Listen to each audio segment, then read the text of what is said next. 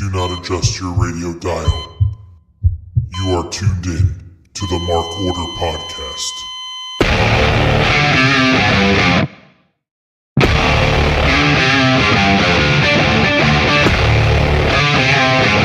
Join the Mark Order.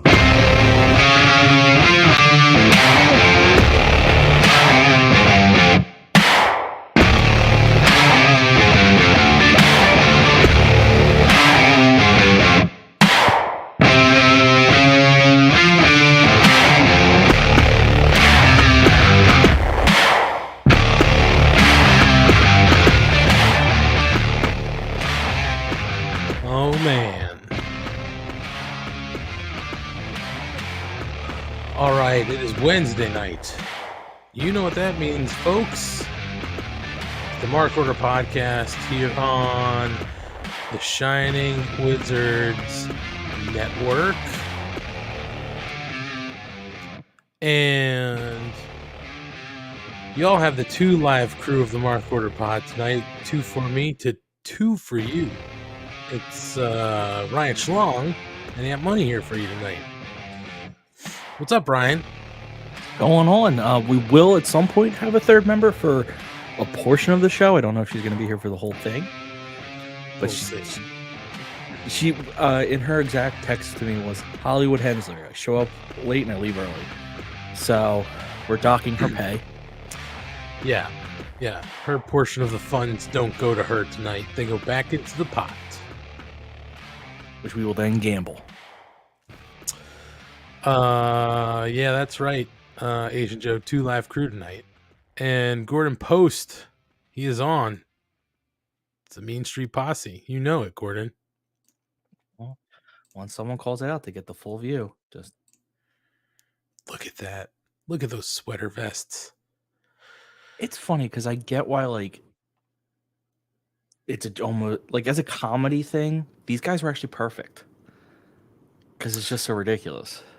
Who is your favorite? Not including Shane. Pete Gas? Pete Gas. It has to go Pete Gas. His last name was Gas. It just made I was 10 through 12 at the time, and it made me giggle. Yeah, I was gonna say for sure Pete Gas, and that's mainly because it's the only other guy I remember. But there's a reason for that. I also think he's, as much as his name made me laugh, granted none of them stuck it through really. He would be the one that if anyone pushed through, he would have been the one because he actually did some stuff there. Yeah, you are definitely right. And then you're right. For the time, they were exactly what was needed. That comedy gimmick right in the middle of that sort of late Attitude Era, right? They weren't right in the thick of it. They were sort of middle to end Attitude Era, right? Really depends on how you define the Attitude Era, because this has been my argument. Does it start with the original DX? I know everyone says it starts with that interview. If it starts then yeah, they're the late Attitude Era. But really, WWE didn't kick off like that. Didn't kick off till after Shawn was gone. Stone Cold really was once he got the belt, that's when things changed. Yeah, I mean, the Attitude Era is so synonymous with Stone Cold, and then the Rock popping off on his own afterwards. I don't know. Yeah, and then it blends into the Ruthless Aggression Era, all that stuff. Kind of I just define it all as the crazy era. It's all questionable. I know that much, Ryan. There's a lot of questionable shit in that era. The one thing I will say is,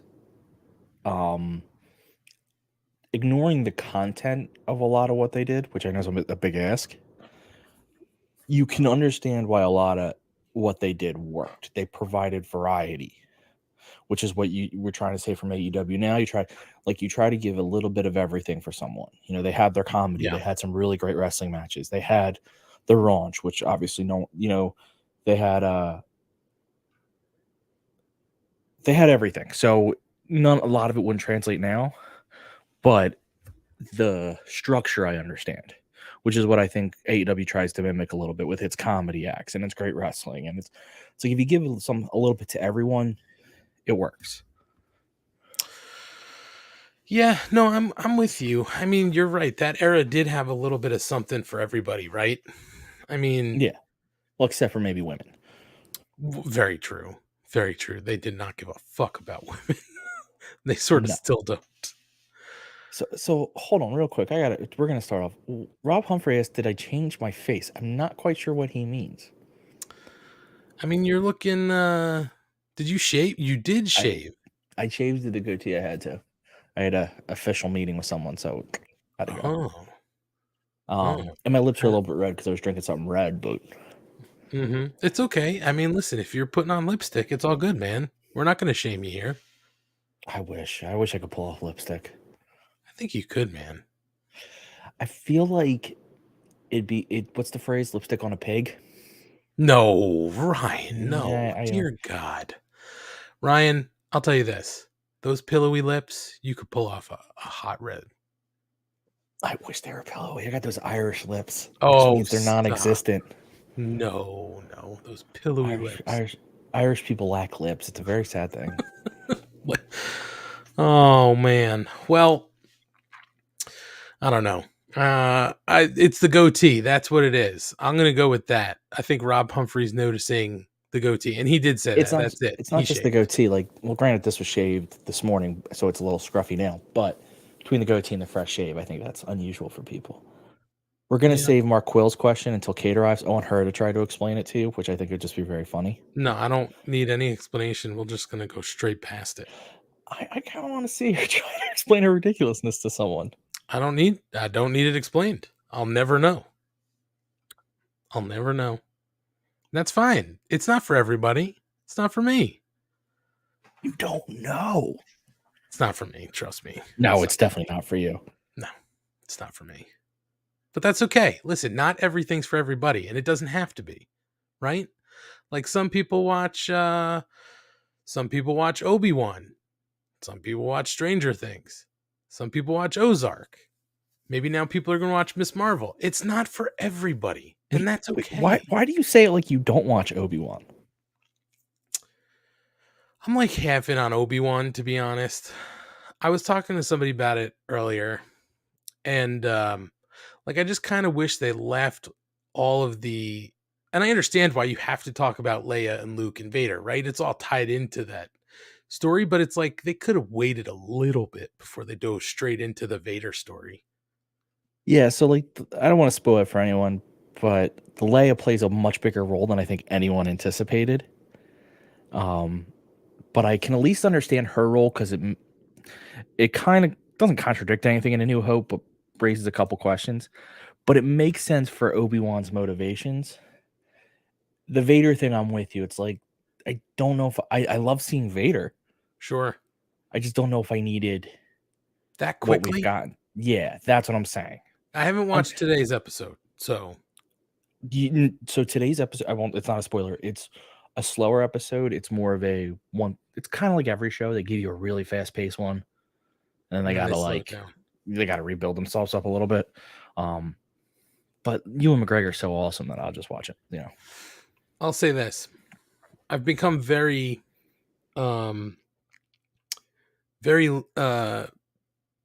skeptical with some of the Star Wars shows because I loved The Mandalorian. Like that was great. Were there 2 seasons of that? There was 2 seasons, yeah. Okay. Both seasons of that were really good. I look forward to Boba Fett.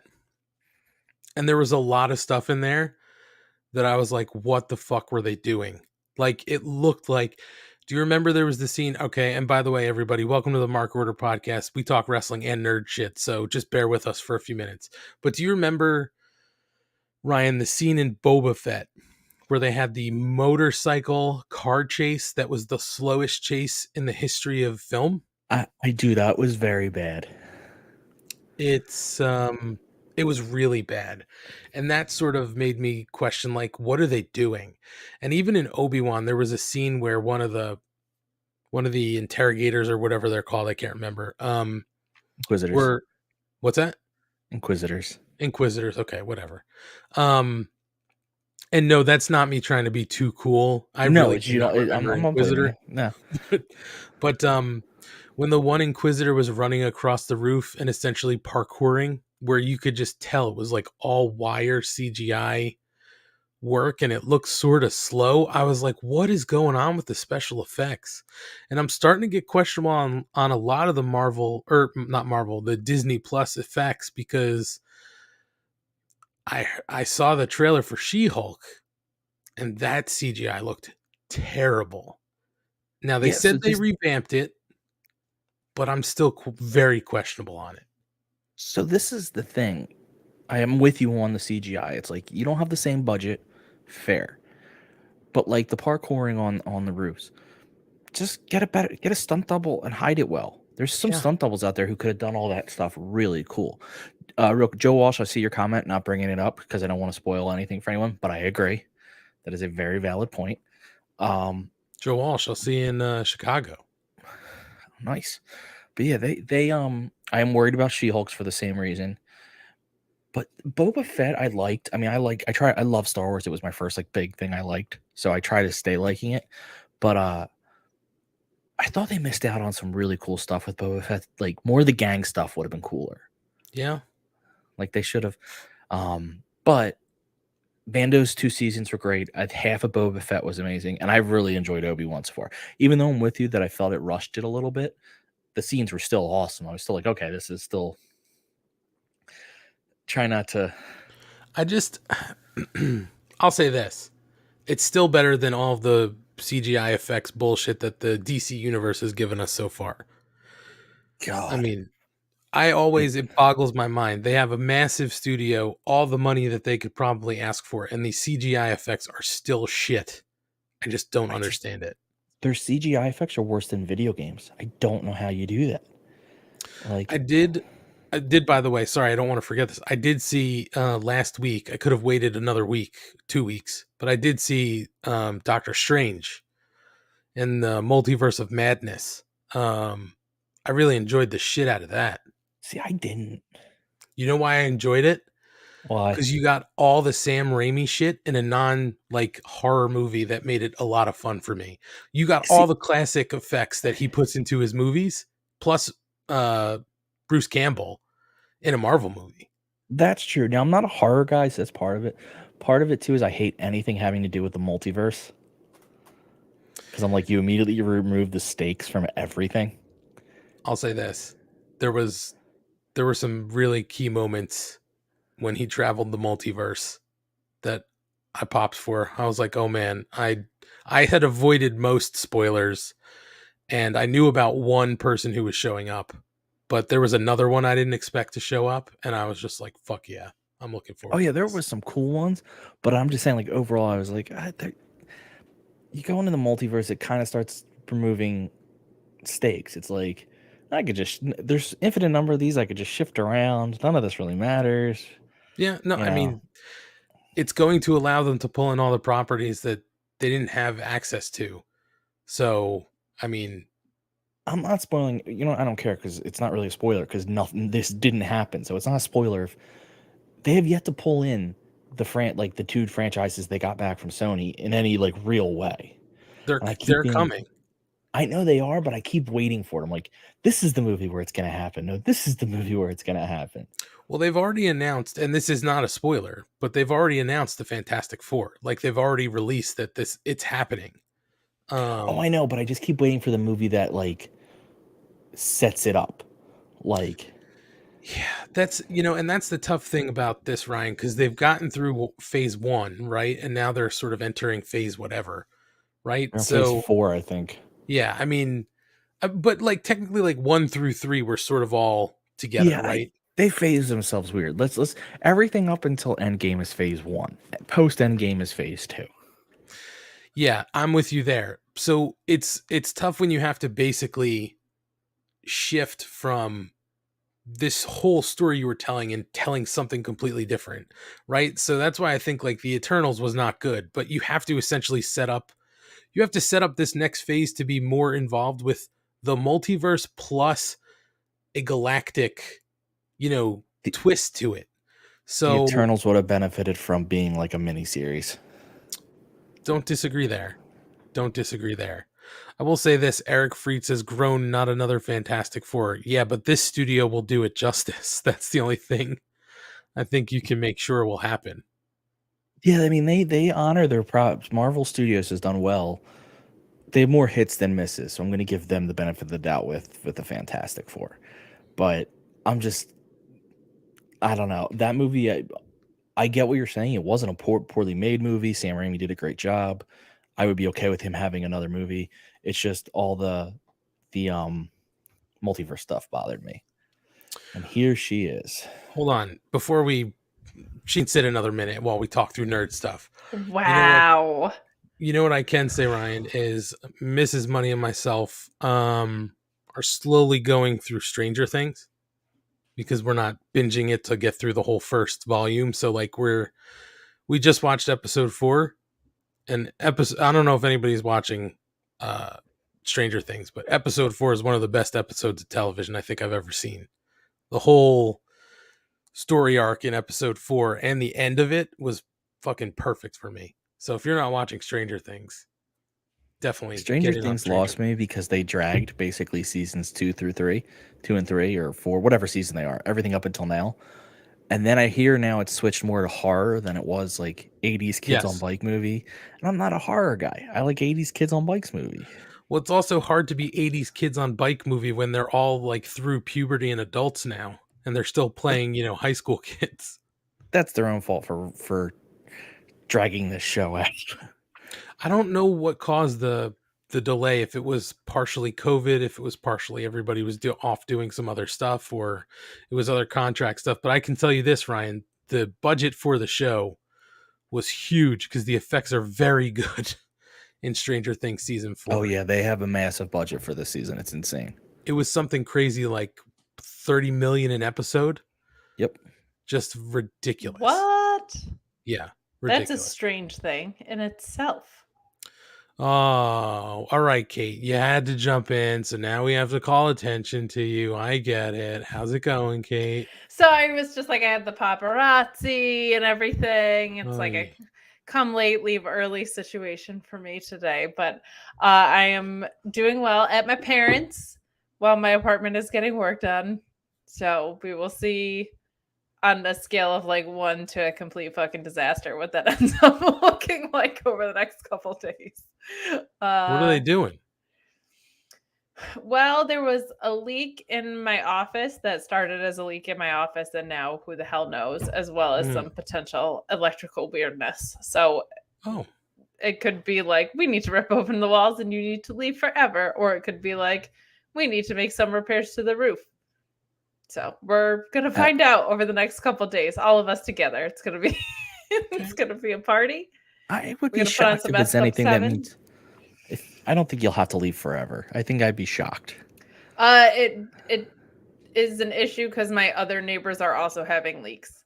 So it's a matter of if there's anything in the walls, which we will find out if they have to open them over the next couple days. So also, I'm not going to wait water for and them electric. Right. So we're working on water and then electric, but the initial prognosis was that they don't think the electrical is anything necessarily like that crazy, but they don't want to dig into the electrical until we know that there's not like water in the wires. So right. Oh, fun.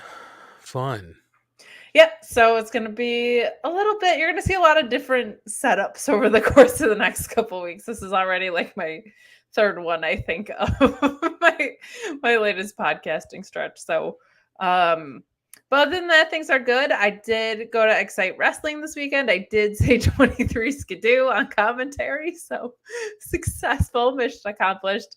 Main event of that show was really, really fun. That was LSG and TJ Epics at a steel cage, and that was a blast. And then they're doing a War Games match in August at the Binghamton Rumble Ponies Stadium. So that's going to be wild. Wait. Now I watched Excite. I saw the cage. Yeah, it was rough. They feel confident pulling off a Wall Games style cage? I think because it will be at the stadium and it'll be set up before, they don't have to like makeshift it like you do in the middle of a regular show where it's like to play the assembled thing. But And they can set was it up bad, like Ant. the night before. You had guys basically like pressing the side of the cage to make sure that it stayed up, and the door was taller than the rest of the cage. So I'll say this: I was out when I found out it was LSG in the main event. Boof! Nobody needs to see LSG. Aggressive. Aggressive. I'll tell you what, his hands a little scraped up from that cage, not in the best condition.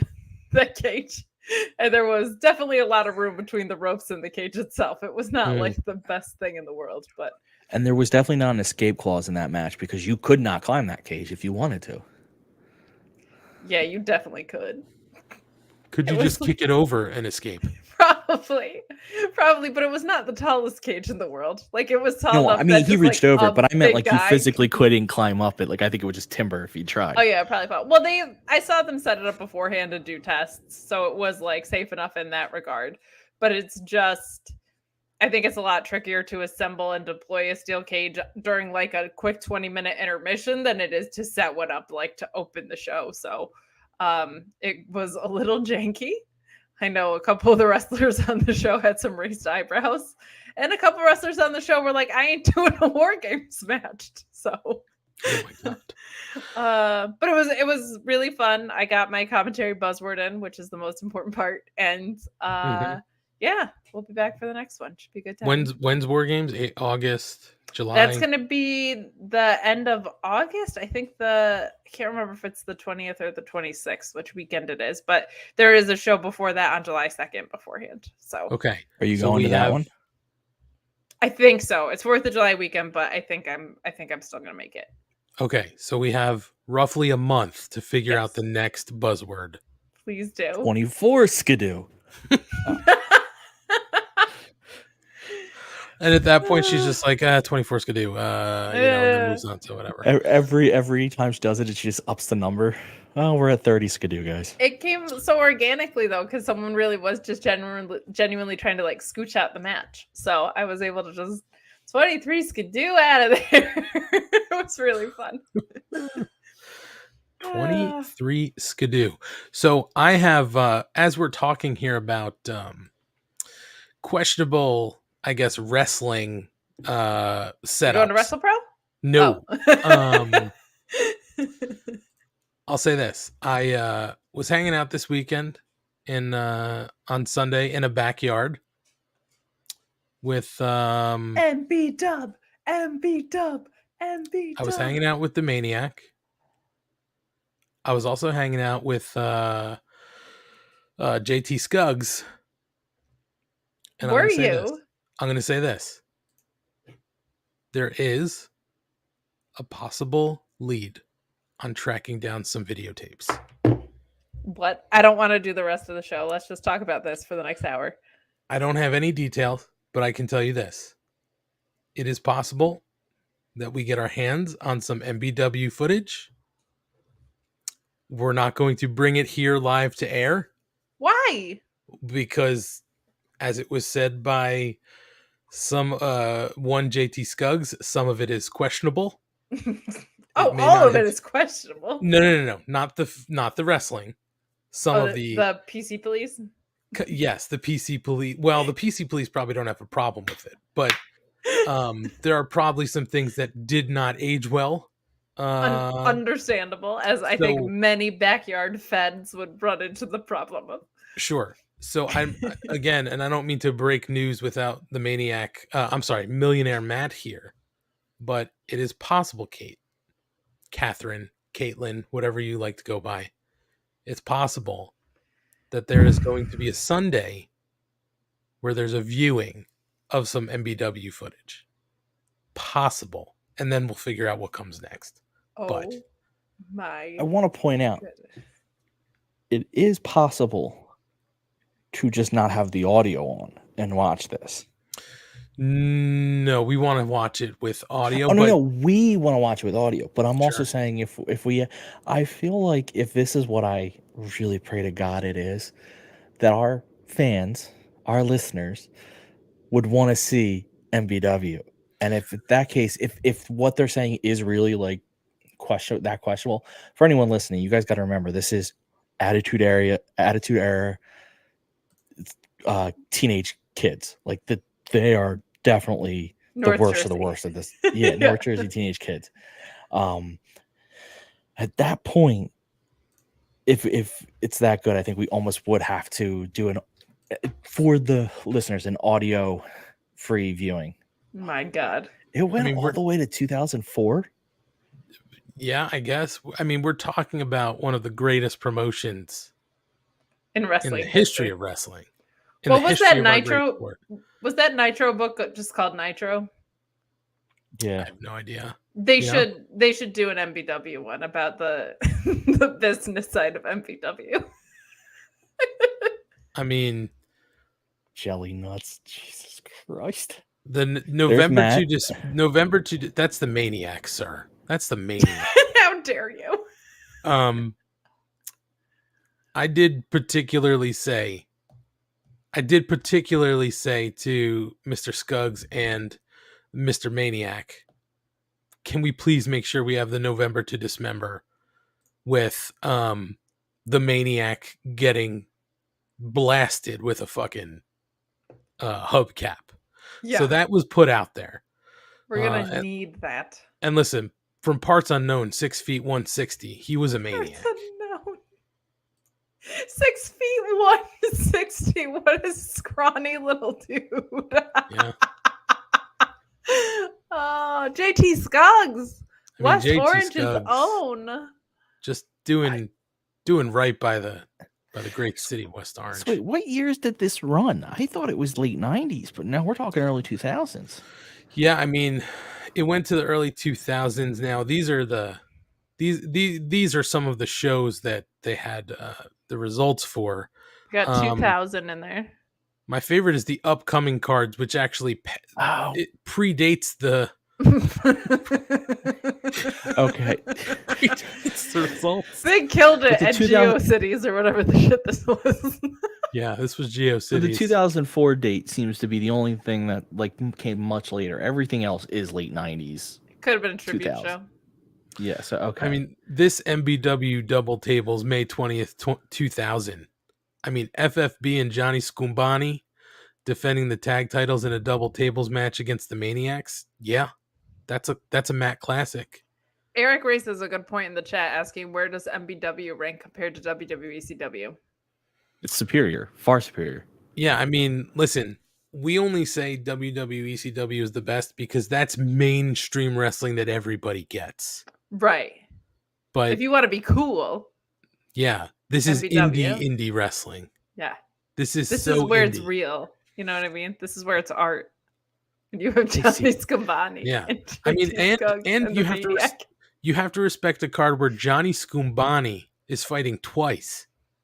Oh my God. A champion's champion right there. Very true. Like Jonathan Gresham can suck it. You know what I mean? Like JT Scuggs is fighting twice.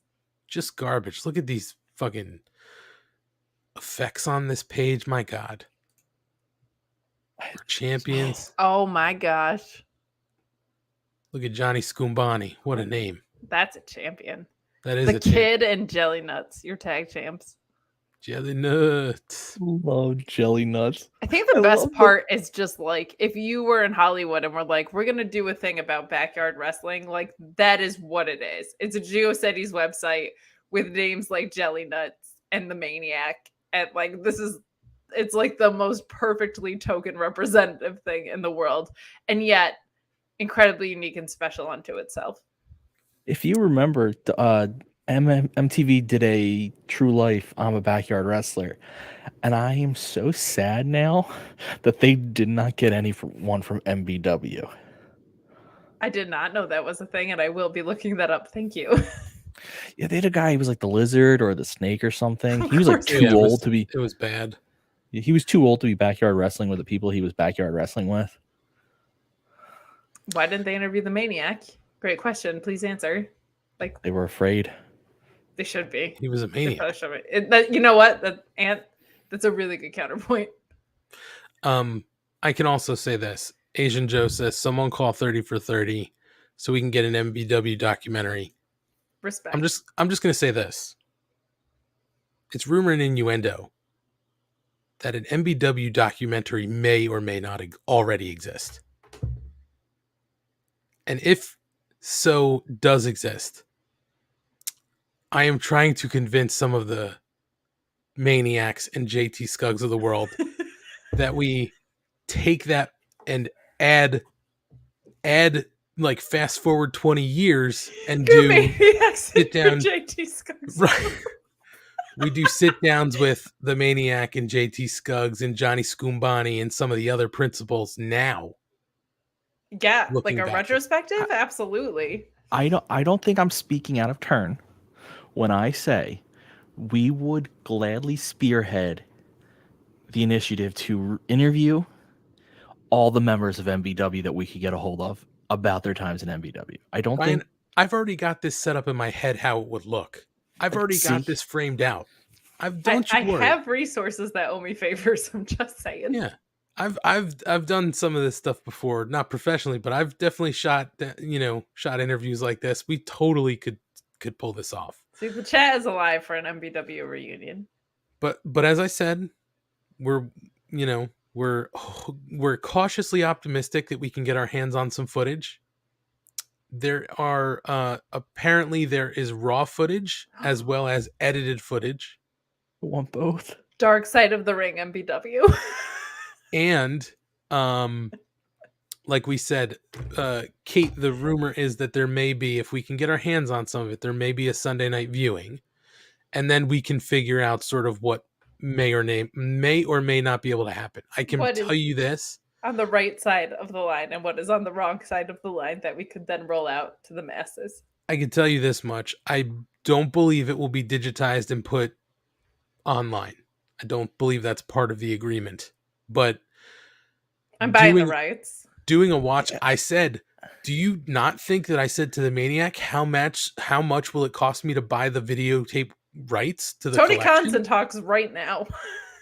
I'm AntMoney. I can afford the tape library. Money. But he's a millionaire, so it's a lot of back and forth. Who owns all these tapes? I can't get into who shall not be named. Yeah, okay, so I don't need actual names, but so it's not. We know who has them. Yes, I actually don't. So it's not someone I know. No, and it's so not Tony. one of the three. Tony doesn't have any. No. Who's Tony? Old man. Old really man. old, Tony doesn't. like 600. No, Tony wasn't. Is he Scoombani? Was I'm Tony sorry. Scoombani?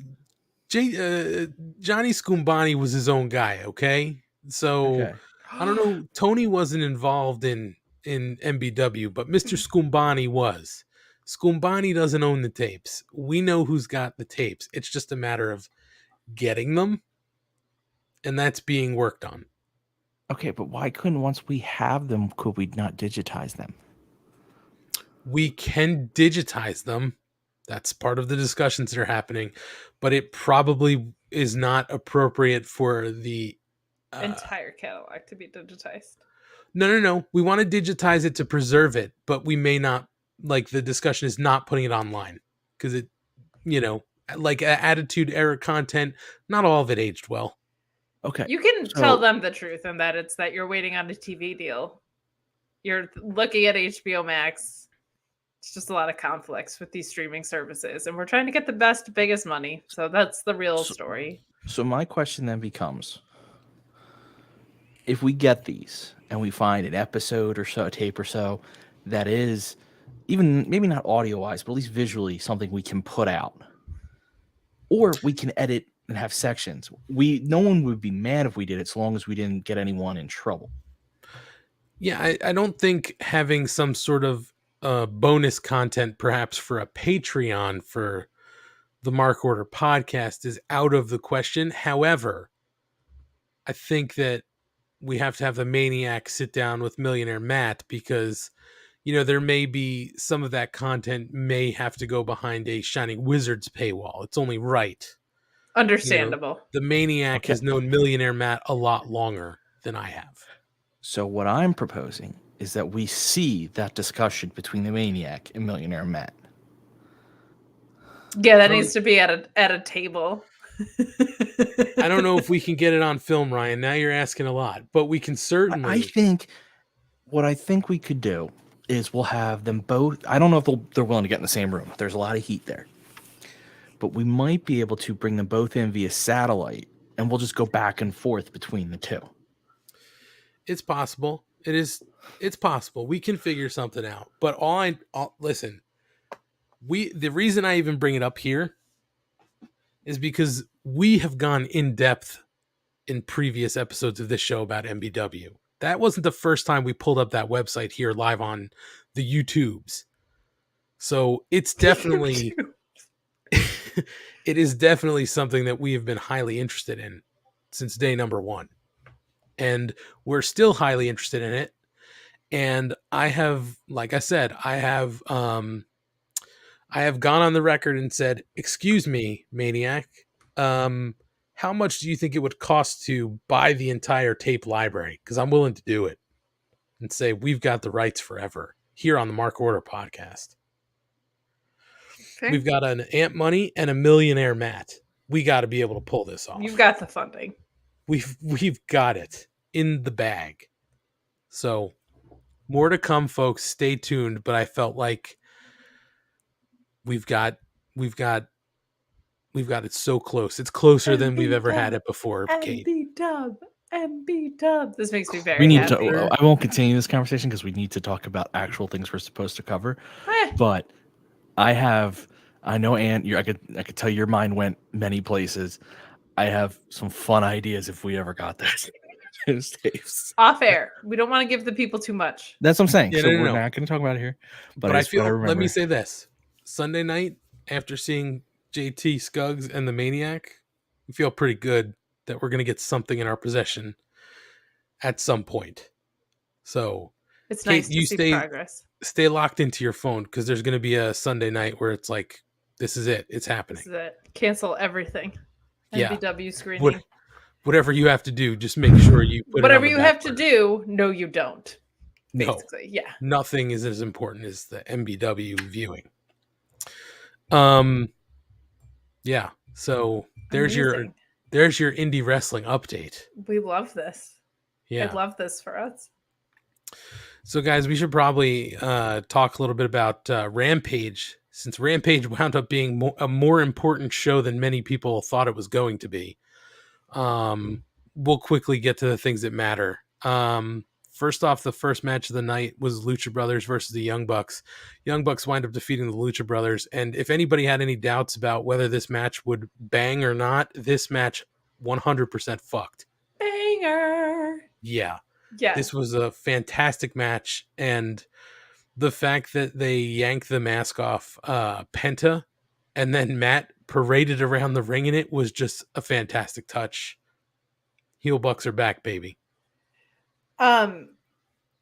These guys have faced each other like 9 times, and I'm like, that's okay. You can face each other 9,000 more.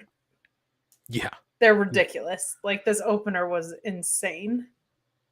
And it was a hometown show for like both teams, so yeah, just fantastic. Which, let me tell you, when my tired blonde little brain saw Ontario, CA, I was like, why did they go to Canada 2 days after? Oh. You're not the only one who did that.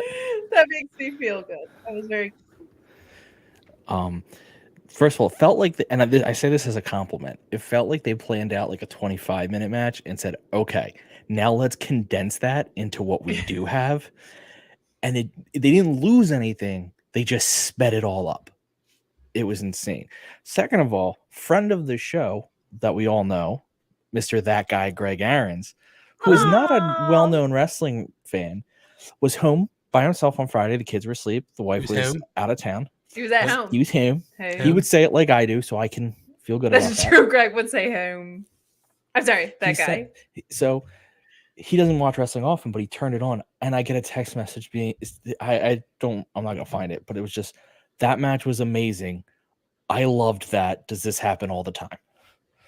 Kind of with that tag division, man. It's ridiculous. Yeah, I don't care how many times I see that match. Greg one is for the this. casuals. We found them. We found the casual fans, you Yeah, guys. It's there you Greg. go.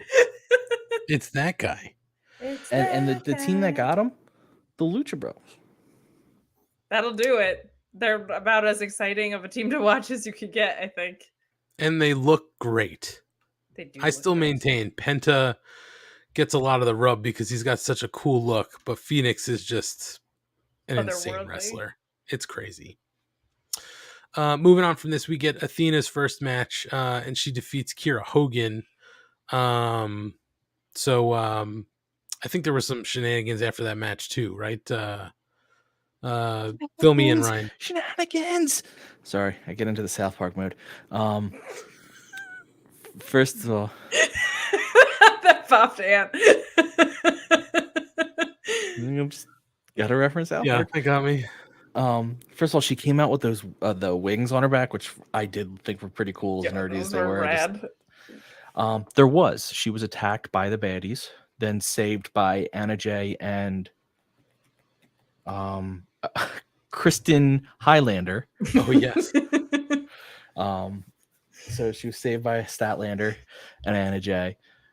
Athena looked awesome. I mean, Athena's really good. I actually thought this. I mean, Kira is really good. They don't, this has been kind of one of the things that drove me nuts. They brought her in, they weren't using her, so I'm very glad now as part of the baddies, she's going to be, even if she's eating losses at first, at least she's getting matches. That'll build her up. I'm very excited. This didn't do anything to hurt the feud. I think it's okay when someone has multiple people in the group. The face needs to bring in people. I think that the people they brought in are fine. There's a built-in story between Velvet and Statlander, and then Kira and Ajay can do whatever they want to do. Athena looked great. I think she's going to have that belt next, and I'm very excited for it. And Stokely is just a gift to the roster. He's great. Them just hanging out at ringside was a lot of fun. I really liked this match. I felt like Kira Hogan was fantastic in this match. Like, I don't want that to go unnoticed. I thought Athena looked really good in her debut. My only thing is, like, you bring in the publicist, right? And you have Smart Mark kind of in the background. And now Jada's going to lose. It just feels kind of weird. But I think it's time for her to drop the belt. It just kind of feels odd that, like, now you bring in someone.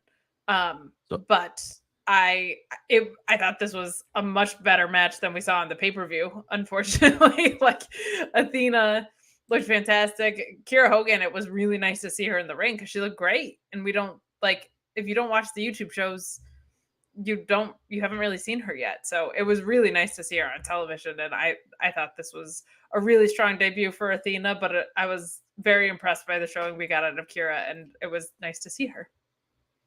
I just developed a theory in the last 30 seconds, Kate. When you were talking about Stokely coming in and now she's going to lose. My theory is in the Athena versus Jade match, there's a stipulation put in, something where the baddies and Stokely can't be at ringside or something, and she blames Smart Mark because he's her lawyer and he could not get rid of whatever stipulation it was that cost her. So that's how I think Stokely stays safe and Smart Mark gets kicked out, is that she views her loss as his fault because he couldn't negotiate away whatever. It's the only thing I think of because he is on the way out. It's so very clear. Yeah, I was even going to say, like, the publicist thing feels very intentional as opposed to a manager. So you could also just do a thing of, like, hey, what has this guy done for you lately? Like, and now you've lost. Like, let me help you because this guy failed you. Which might be, like, a little bit cleaner of a version than that. But, like, calling him a publicist seems very specific. And I think it would set up something very funny also between Smart Mark and Stokely. Like, I think that might be really fun on the mic. And then on top of that, like, might justify Jade losing and Stokely moving into, like, a bigger than a publicist role. So that could be or Smart Mark costs her because he's jealous of Stokely and tries to get involved. I don't want that in a title match. I don't care what you want, okay? Well, I do, because I'm looking out for me, right? Always. Me, myself, and I, and Buster. Oof. Moving on from this match, House of Black inducts Julia Hart, and now we're into the news of the night and the day on Friday. was CM Punk had a segment, and I was saying this over the weekend is, the funny thing here is that Bleacher Report, I have the app on my phone, and Bleacher Report normally sends out a notification, hey, Rampage is starting, tune in to see whoever. I don't remember getting that, but I do remember maybe like 10 minutes after it started getting a notification saying tune in to see CM Punk address the championship and his future with the company or something like that. And I was just like, what the fuck is happening? So I had no idea. And we were out and about on Friday. So I wasn't going to see Rampage. So I just was like trying to figure out what was going on. And I saw that the live show at that point wasn't there yet. So I was like, what is happening? There was nothing on Twitter, and then eventually I saw basically the news broke. Go ahead, Schlong. You want to add something? We can get into you. Keep in mind, so you figured out what he said and everything as a result via Twitter? Or reports from sheets and stuff after the fact. God bless you, because that was from the moment he put out that tweet till about the end of Rampage. It might have been some of the most confusing times in wrestling I've ever seen, and no one knew what the fuck was going on. So basically what it boils down to is he's in the ring and says that the fans deserve an explanation for what's going on. And he said he was going to keep going until the wheels fell off. And, he hopes this far the fans haven't been disappointed. And it was a gift to have this time back in the ring with the fans. But the bad news is that CM Punk is injured and needs surgery. He says a couple things are broken, including his heart, because he wanted to go on a run for the fans. The good news is the wheels. Well, he said the good news is the wheels haven't fallen all the way off. One of them is broken, and it's a bump in the road. He wants to wrestle now, but he can't. And he doesn't want to hold the place up. Plenty of guys are in the back who can fill his shoes, like Moxley and Danielson. The get back is going to be bigger than the setback. He will come back bigger, faster, stronger, hungrier than ever before, and prove why he's the best in the world. So clearly he's not relinquishing. Let me rephrase that. He wasn't relinquishing the title, or he is not. The confusion at the time was that I believe Jericho said multiple times he's relinquishing, and then they corrected themselves and said he is not vacating the title. They did say that an interim champion will be crowned at Forbidden Door, but that's where all the confusion sort of got started. Is they're saying he's relinquishing, then he's not relinquishing. Then there's going to the winner was going to be of the Casino Battle Royal, but the winner was really who was facing Tanahashi of the Casino Battle Royal. But the finals of that, it was a disaster. So, and here, some of the reasoning behind that apparently is that what came out was that AEW knew that Punk was injured after the 6-man tag on Dynamite last week, but they didn't apparently know that he needed surgery until really right before Rampage went on the air. So it seems like they were quickly trying to figure out what was going to happen next. That is a possible reason for some of the confusion. I'm not saying it's right. However, there was an interview on the Road to Dynamite video this week. Punk had said, I probably wasn't as clear as I should have been, basically saying, explaining the situation on Rampage. I offered to relinquish the title, but Tony told me under no circumstances was I allowed to do that. It means a lot to me. This place as a whole believes in me enough to let me just go get fixed. And then on Busted Open today, the interesting thing is that TK addressed the injury, but he did admit to some mixed sort of feelings with, optimism about his return. He said it is a setback, but we're really excited to get CM Punk back. He's going to have surgery here very quickly, and I am very nervous about it. But on the other hand, pretty optimistic because he's going to be seeing one of the top doctors in the entire world and someone really renowned in sports medicine. We're fortunate to be able to get him in quickly, so I'm excited to get him back. And then he also expanded on the interim title stuff, that it's based on what happens in real fights. And to me, in the world of fighting, this is what you do. You have a great champion, and if they're injured, you name an interim champion and set up an exciting unification fight. And I think that we have a great chance to set something exciting up. Now, he's not wrong, because when this type of stuff happens in the world of MMA, we've seen this plenty of times. There's an interim champ, and then when whoever gets back from injury or, suspension or whatever, they unify the belts, and then it's, your champion. So I totally get what he's saying. I think what happened was it wasn't necessarily pre-planned. Maybe they didn't think he was going to need surgery, and then all of a sudden, oh fuck, he's got to have surgery. We've got to change this right away. So they sort of scrambled to change it. Now, the main event came after that, and we're going to talk about CM Punk, but I do want to just note, Scorpio Sky defeated Dante Martin to retain the TNT Championship in the main event, but it really did, all of this really clouded that match, which was fantastic. So it's sort of a shame that Scorpio and Dante were overshadowed by all this confusion and news on commentary during their match, which I thought was awesome. So sort of a shame for the main event, but back to the big news of the night. So, Kate, we're going to go to you first, because I'm sure you've talked about this before, but you're our CM Mark of the Mark Order podcast. So how did you take this news? I was devastated, of course. I was bummed, but I do think it was good that it happened like very early in the reign. Like, I think it would have been more disruptive if he had gotten underway what he wanted to do. Because if he was going to turn heel and then this happened, that would have sucked. I feel like it's just, so as far as the actual segment goes, the ambiguity was caused by what you said. Yeah. With Jericho just getting it wrong, Excalibur trying to fix it, but them cutting away to commercial, and then a ton of confusion after until they finally put out a press release about what they were actually going to do to resolve this. The only thing that like immediately popped in my mind as far as like interim champ was, everybody seems to think Moxley is the right choice, and I agree with that.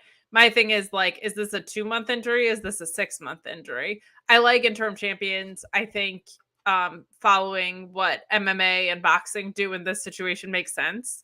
I think it can also be a really good storyline when it's done right. I don't think it was done right with Cody because he was gone for like 12 minutes. So it just felt really unnecessary to go out of your way to make a belt. I think this will be better. It's just a matter of whose hands is it in when you have Punk come back. But of course it sucks. Like, he just won the title. We talked about it on Wednesday that like he looked kind of clunky in that match. That was weird. Turns out he broke his foot, so that definitely counts for some of it. It blows. Like, he has seemed so sincerely excited to be back here and to win the championship and then have to relinquish it like a week later. That just stinks. That's a bummer. But I do think it was good that it happened now and not like once his reign was underway, because I'm sure they had some really big stuff planned, and for that to get disrupted versus for this part of it to get disrupted definitely takes the sales out of the Hangman stuff for sure. Like, it's tempting to just be like, we'll just put it back on Hangman. But I do think like that was probably going to be a lot of, like, I'm thinking like 6 months of really compelling programming that if this injury came, then disrupting that would have sucked. But it blows. But injuries are a part of the game, and doing it next would make the most sense, despite me wanting it to be Eddie Kingston. Yeah, and I mean, for all the confusion that there was on Friday, they did put out an official release to clarify everything. Yeah. So just to catch everybody up, here's basically what they set up, and we've gotten into it tonight, so we'll talk about it once Dynamite comes. But basically, there's a multi-stage eliminator series that is going to happen to figure out who the interim champion is. There is going to be a battle royal on Dynamite June 8th, which was tonight, which we'll talk about, with the winner advancing to compete in the main event. So the main event tonight was set up to be the winner of the Battle Royal, meeting former AEW World Champion and newly, as of Friday, number 1 ranked Jon Moxley in an eliminator match in the main event of Dynamite. That winner would then advance to compete for the Interim Championship at the Forbidden Door on June 26th. Meanwhile, on June 12th at New Japan Pro Wrestling's Dominion event from Osaka-jo Hall, Hiroshi Tanahashi and Hiroki Goto will face off in an eliminator match for the interim AEW World Championship. The winner will advance to Forbidden Door on June 26th. That's where you'll get the championship match. The winner of the eliminator match from June 8th in AEW versus the winner of the New Japan champion or eliminator winner from June 12th in the main event to crown the interim world champion. After that happens, when CM Punk is medically cleared to compete, the winner will, the interim champion will face CM Punk in an AEW World Championship unification match. So that was all clarified sort of the next day. Again, my thinking is just things came together so late that they didn't have it all sort of written out or clarified for the people they were probably talking to in their ear. So that it definitely had to cause a bunch of confusion. But I don't mind the way they're going about this, although we'll talk about when we get to tonight. It was sort of like, how could it not be this person versus that person? Part of me is almost like, Tanahashi was already announced. How are you going to say he's not The in guy anymore? Yeah. You know what I mean? Like, so I feel like on the New Japan side, they didn't necessarily need this, but you know, it should be interesting to see what happens. Maybe they pivot and it's not Tanahashi. Maybe it's Goto. So, Schlong, how did, Friday through now, how's this news settled in with you? It sucks to see a guy hurt. I'm a big fan of Interim one, it is what the UFC and all the anime places do. Two, I also think from a standpoint of knowing how wrestlers are almost afraid to go out hurt because they're afraid that they'll lose their spot. Being told you're keeping a belt is helpful. You may even lose it when you come back, but you at least have it when you're back. You get to be seen with it. So I think that's a good thing. I'm hoping, like Kate said, it's a quick recovery. You never know with the foot. And it really depends where on the foot and what on the foot. They said leg tonight too. So that's a whole, who knows what it is. I'm not asking. I don't need to know. It's his injury, not mine. So you just hope it's something quick. Like you said, the confusion ruined the main event because not only did you first have the confusion of is he staying champ or not, because Jericho, like an idiot, kept saying he has to, relinquish it. And what's worse is, so Jericho says it before they go out to commercial. They come back to commercial and he says it again. So at that point, all the writers are like, okay, he has to relinquish it because you come out of commercial, you assume someone's in his ear saying, repeat that. That's like not that the would, case. Yeah. Yeah. Or and Excalibur tried to throw it away as they went to break. No, that's not the case. So I have a feeling Jericho just wasn't listening to whoever was in his ear.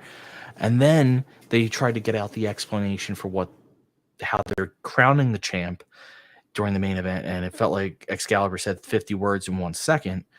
And that was super confusing. So then you had people online at the same time being like, what the hell is, how are we getting here? And so it ruined a really good match, which I won't even talk about because I watched it, but I don't remember any of it because I spent the whole time being like, okay, who's champ? How are they getting a new champ? Dear God, how do you not have this? How do you not have the graphic to put up right after? Or even just the hindsight to say details will come later of whatever. That was my thing.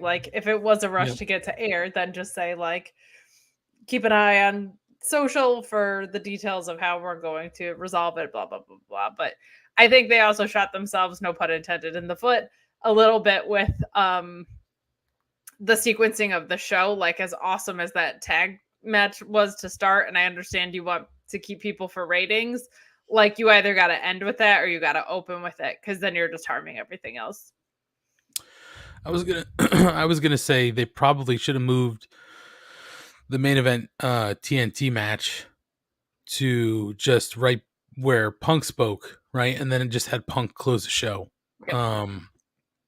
I think people are going to stick around to see what the champion says. They don't normally end on a talking segment. They always end on wrestling. So maybe that's just why they kept that format. But, I think you can make an exception for something like this.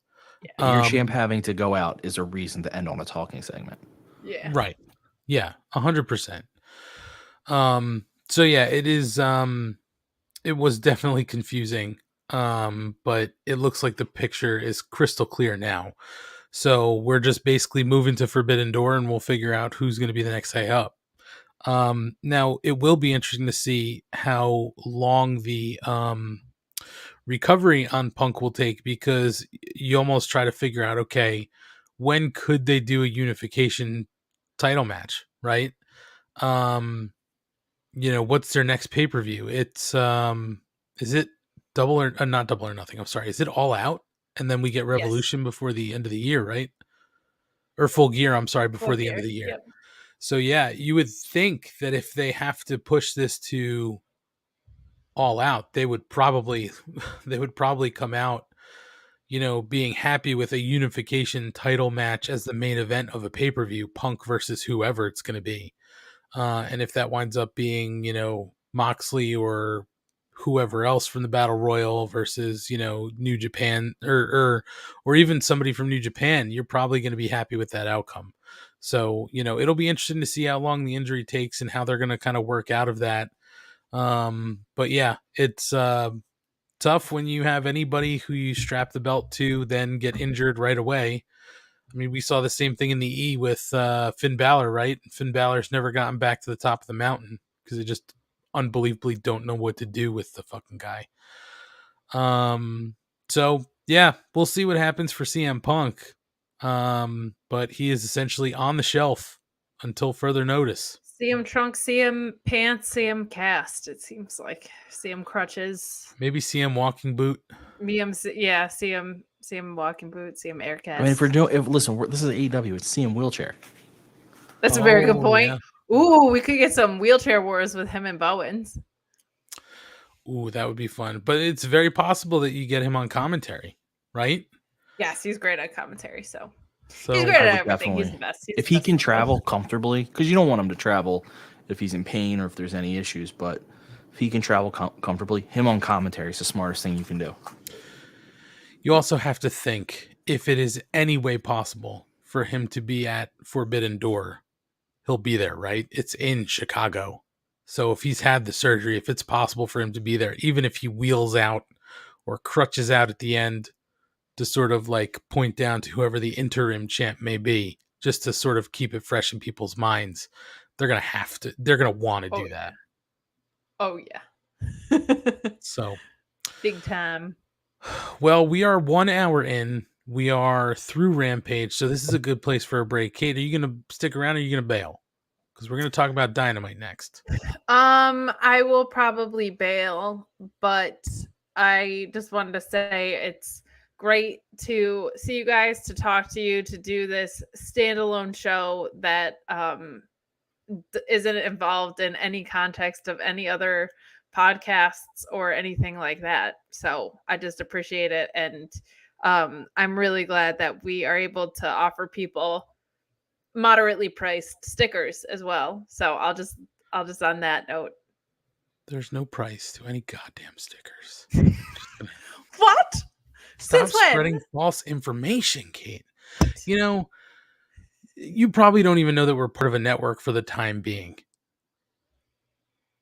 Excuse me? Yeah. Right now, at this moment in time, until TBD. Until question mark. Upside down question mark. This is now a we're on a network or go home match. That's what this is. Well, we're on a network for the time being. What? Yeah. I'm out. Yeah. We're on a network. It's called the Shining Wizards Network. Since when? I mean, since forever, Kate. Even before the Mark Order podcast, we were part of the Shining Wizards Network. And let me tell you, this network was spearheaded by the B show of the network, the Shining Wizards podcast. Mediocrity over 10 years strong. with a Monday night podcast, a little show that they do at 7 p.m. Monday nights. You know, small potatoes compared to what we do. Yeah, maybe they have guests, sure. But are they A-listers? No. We have the A-listers right here on the A show of the network. The Shining Wizards Network, the Mark Order Podcast. Nailed it. But there are some other shows that are part of this network. Some of them may be like the PC Police. Maybe people are a little confused by pronouns. I don't know. Why don't you stay tuned and find out about some of the other jack-offs and some of the other cool shows that are part of the Shining Wizards Network as we say goodbye to Kate. And the 2 live crew will be back right after this break to talk about Dynamite. Everyone knows a lot of things can change in the span of 10 years. But when it comes to professional wrestling podcasting, one thing is still guaranteed. The Shining Wizards is the only place to get all the latest wrestling news, interviews with the greatest guests, and of course, tons of laughs in discussing the world of wrestling. The show is still available on Monday nights at 7 p.m. East on rantemradio.com and Rant Entertainment Media on the TuneIn app. And it's still available on all podcasting platforms. To check us out, head over to shiningwizards.com, where it's still wrestling talk and talk about wrestling.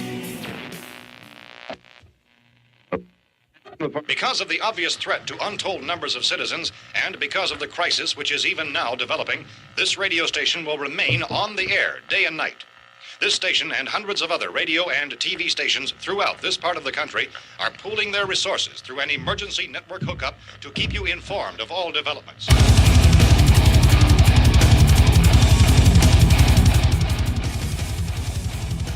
Horns up, everyone. When on the Shining Wizards Network, be sure every Friday to check out Radioactive Metal. Radioactive Metal is one of the longest running podcasts on the interweb.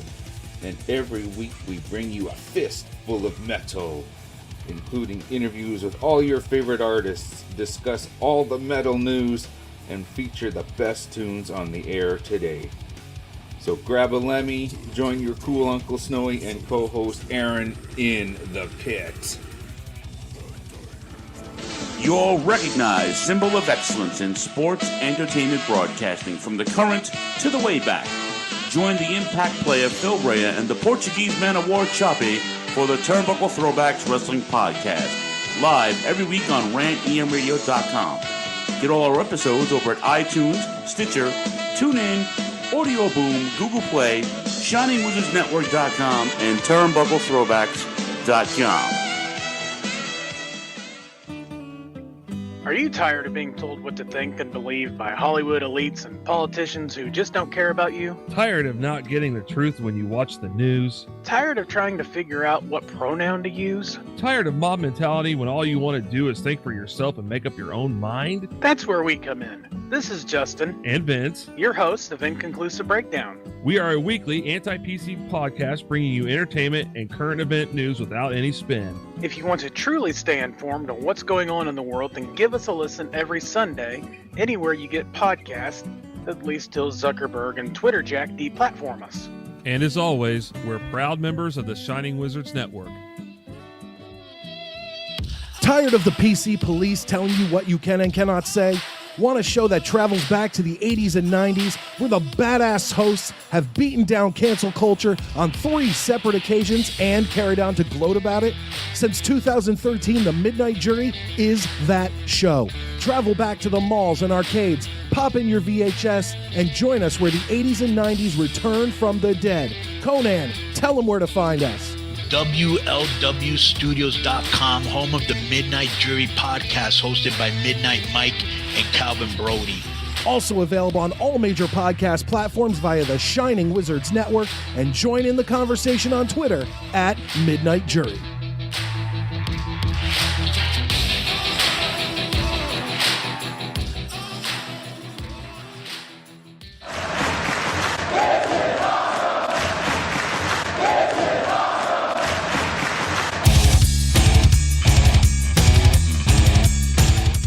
What's up, wrestling fans? You want something awesome?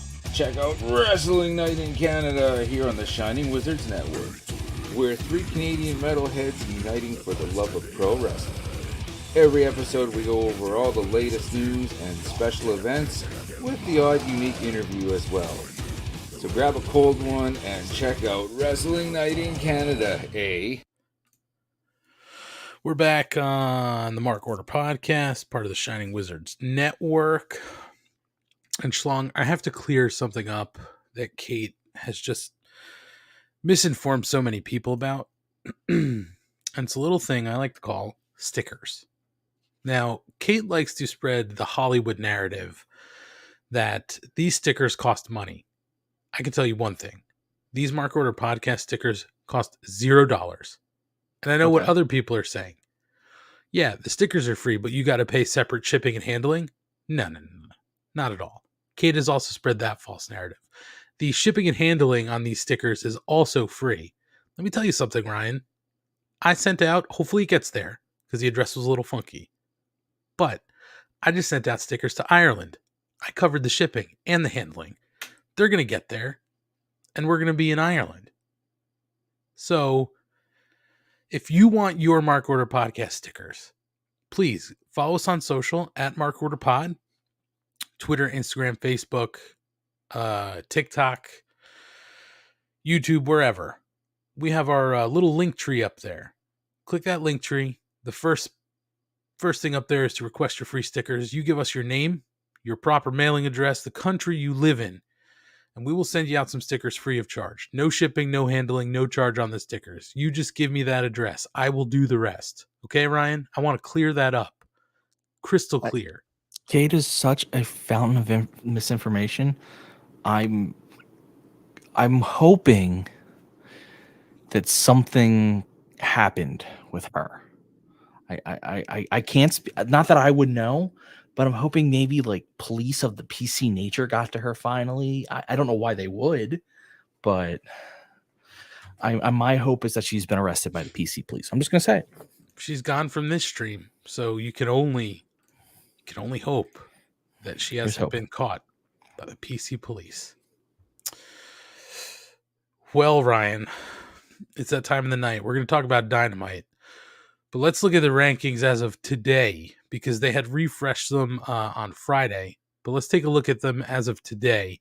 In the men's division, our world champion CM Punk, who is injured. So maybe that'll be the other interesting thing, Ryan. Are they going to replace him with the interim champ? They'd have to, right? Because that belt is going to be able to be won by others.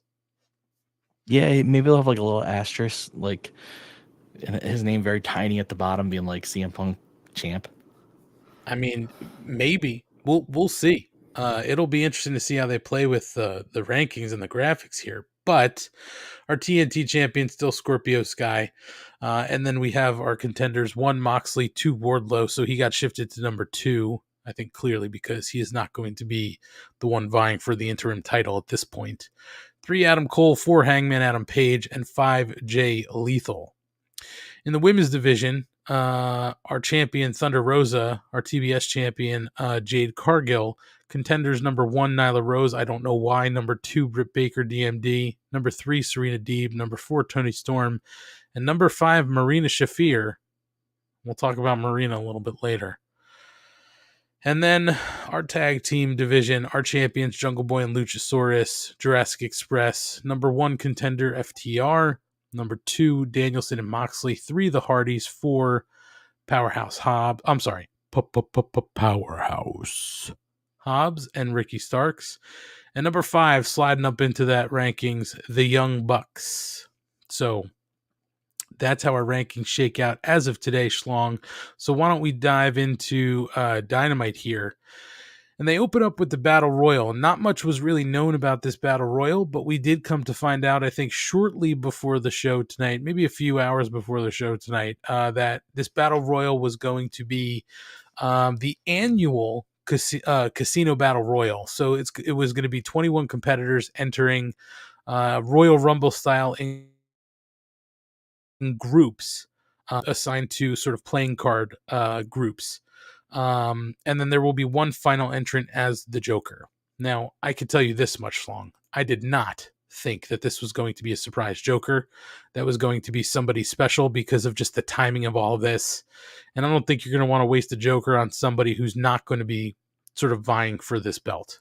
You know what I mean? Like a one it shot. would have been a waste. It would have been a complete waste. So, I can tell you this much. I'll run down the gauntlet of wrestlers. I don't know what order they came in. I just have a list. We had the Ass Boys, Austin Gunn, Colton Gunn. We had Redragon, Bobby Fish, and Kyle O'Reilly. Garcia, Dante Martin, Darby Allin, Eddie Kingston, Jake Hager, John Silver, Keith Lee, Konosuke Takashita, Lance Archer, Max Caster, Ray Phoenix, Absolute Ricky Starks, Shane Swerve Strickland, Tony Nese, Wheeler Yuta, Powerhouse Will Hobbs, and our Joker, which was nice to see him sort of return after a little break, Andrade El Idolo. So it was a pretty nice field. There were some big names missing. We'll talk a little bit about some of the names missing from this tournament maybe a little bit later. But I could tell you this, Schlong. I thought maybe this was a place where somehow they would figure out a way to sort of slide MJF in, but they would have had to basically go against this whole story that they're building with kind of pulling him from the intros, pulling his merch, pulling him from the website. So, part of me was hoping to somehow figure out a way to get MJF involved in this match. But I understand why you can't, right? You're building this larger story, and he's going to be off TV probably for a little bit. So, regardless here, let's run through some of these eliminations, Schlong, just to sort of clear the field here. Nese gets eliminated by Keith Lee. Caster gets eliminated by Ray Phoenix. The Ass Boys are eliminated by Keith Lee, who then is eliminated by Swerve Strickland. Whoa, mommy. Silver gets eliminated by Hobbs. Garcia, Eddie Kingston, and Hager get eliminated. Takashita gets eliminated by Starks and Will Hobbs. Dante Martin is eliminated by Ricky Starks. Starks gets eliminated by Phoenix. Bobby Fish gets eliminated by Darby Allin. And I don't know why, Schlong, but I just want to say Bobby Fish. Dang it, Bobby. And so now we're down to a handful of people here. We get Darby Allin eliminated by Swerve. So Swerve turning on another guy that he is friendly with. So Swerve doing some heel shit in this battle royal. Swerve then gets eliminated by Andrade El Idolo. Hobbs gets eliminated by Wheeler Yuta, who apparently they said was like hours off the plane from Japan. Now, I don't know how true that is, but it was nice to see Wheeler show back up, right, after not being on AEW television for a while. Phoenix gets eliminated by Andrade El Idolo. And we're down to a few people here. But Andrade El Idolo gets eliminated. So now we're down to O'Reilly and Yuta. And believe it or not, Kyle O'Reilly wins, eliminating Wheeler Yuta to move on to the main event to challenge Moxley for a spot in the Interim World Championship match at the Forbidden Door. So after this match, Moxley does get a promo where he talks about, how he's been trophy hunting in New Japan for 3 years, and to Kyle O'Reilly, with all due respect, he's in the wrong place at the wrong time because the match belongs to Moxley, and it always has. In one swoop, New Japan and AEW and this entire sport will belong to him. So Moxley already talking a big game for this main event. Schlong, what did you think of the Battle Royal? I mean, we're sort of mixed on this. I feel like as a group, we're sort of mixed on this Battle Royal style. This casino style Battle Royal where they come in sort of groups, but I guess they're kind of doing their thing, right? You can't really do it Royal Rumble style. It's not yours, but you sort of do it in this group fashion. I don't know. I feel like I'd rather see it either everybody's in the ring at the start or, find another way to sort of bring people in slowly. So they've gotten better at that. Now they at least give them all entrances. Before, they used to just come out in one giant group. It'd be like, here come the Aces. And you'd be like, 4 guys walk out, and no one had a chance to realize. So now they each get their music and their entrance. Couple things, Keith Lee being eliminated by Swerve. Keith Lee looked pissed. Swerve had like an evil smile. Swerve sent out a tweet saying dead weight. And so with that tweet was his elimination of Keith Lee. So they might be breaking them up. They might be turning Swerve heel. I wouldn't be against that. He would be a great heel. They made Yuta look like $1 million in this match. They gave Andrade a lot of shine, coming in last, going to the last 3. I think the reason they go with it took me a second. Why would you go with Kyle O'Reilly? Again, not a knock on Kyle O'Reilly. It's just like Andrade could use a win, but no one takes losing the Casino Battle Royal as like a shot on someone's record or negative. So you would have had to have O'Reilly. You would have had to have either Andrade or Yuta lose to later on. Because listen, guys. Spoiler for the main event, Moxley wins, but everyone knew that was happening. That was never in doubt throughout the entire night. So do you really want to do that to Andrade after you bring him back? So it kind of made sense when I thought about it. But O'Reilly has also been on a hell of a run, right? He's had some really big wins in some of his previous matches, and he's looked like $1 million. So to me, getting this main event was actually I was looking forward to it because O'Reilly has looked fantastic, and him and Moxley, had a promise to put on, a banger tonight. Oh, he's amazing. It's not a knock on O'Reilly. It's just he's in a tag. So every time they start giving like a singles thing, I'm like, well, but at the same point, because he's in a tag, if he takes a loss, it's not the biggest deal because he's part of a tag team. So he could do it and still give you that amazing match. So it all made sense. You had a lot of stories in here. You had the story between the JAS and the BCC and Eddie Kingston. There were some interactions there. Like when Yuta got there, him and Daniel Garcia just went at it. Like they attacked each other hard. So that's going to be a fun. Those two are clearly going to have a match. And it's going to be awesome. So you get a lot of little interactions. I'm excited. They did it right in that there's stories coming out of this, and the big one is Keith Lee and Swerve. Like I'm very curious. Are they now broken up? Or are they going to try the thing? And it's more of a WWE trope, but I'm not totally against it. Where like they try to have another match together and they just can't do it because like the elimination just weighs on them. But I also like that like when Swerve eliminated him, he didn't do that like shrug of like gotta do it. He was kind of like he had this evil smile on, like he knew he was a dick. And I really appreciate that. Gordon Post asked in the chat, why wasn't Adam Cole in there? From what we know is that I think he's dealing with a slight injury. Yeah, so instead of like he's nothing long term because clearly he's still involved in storylines, but I think they're just giving him some breaks on any matches right now. Yeah, it's listen. There were a couple things I think going into this match maybe that. We knew we weren't going to get certain guys. Like we said, sort of Adam Cole right now is nursing a small injury, nothing major, but he's a little banged up. Danielson is also hurt. He missed a scheduled appearance on Sunday due to an undisclosed injury that he sustained at Double or Nothing. So he couldn't travel by air to the event. Sources are saying it doesn't appear to be anything serious. He should miss a couple weeks, but that is why he wasn't involved in this tonight, or else my guess is that he definitely could have been involved in this match. We also found out that Scorpio Sky aggravated an injury on Rampage that they hope isn't serious, but he is scheduled to get an MRI. So they are dealing with some injuries on the roster right now, but they're so deep that I don't think it really affected this. Again, to Ryan's point, I think when you look at the main event and seeing like, hey, it's going to be the winner versus Jon Moxley, you pretty much see the writing on the wall that who is there on the roster that's not like Danielson or somebody else that's sort of that elite nature that's going to really be able to take it to Moxley. And I don't think anybody really thought that Moxley was going to lose a main event. We'll definitely talk about the main event as we get there.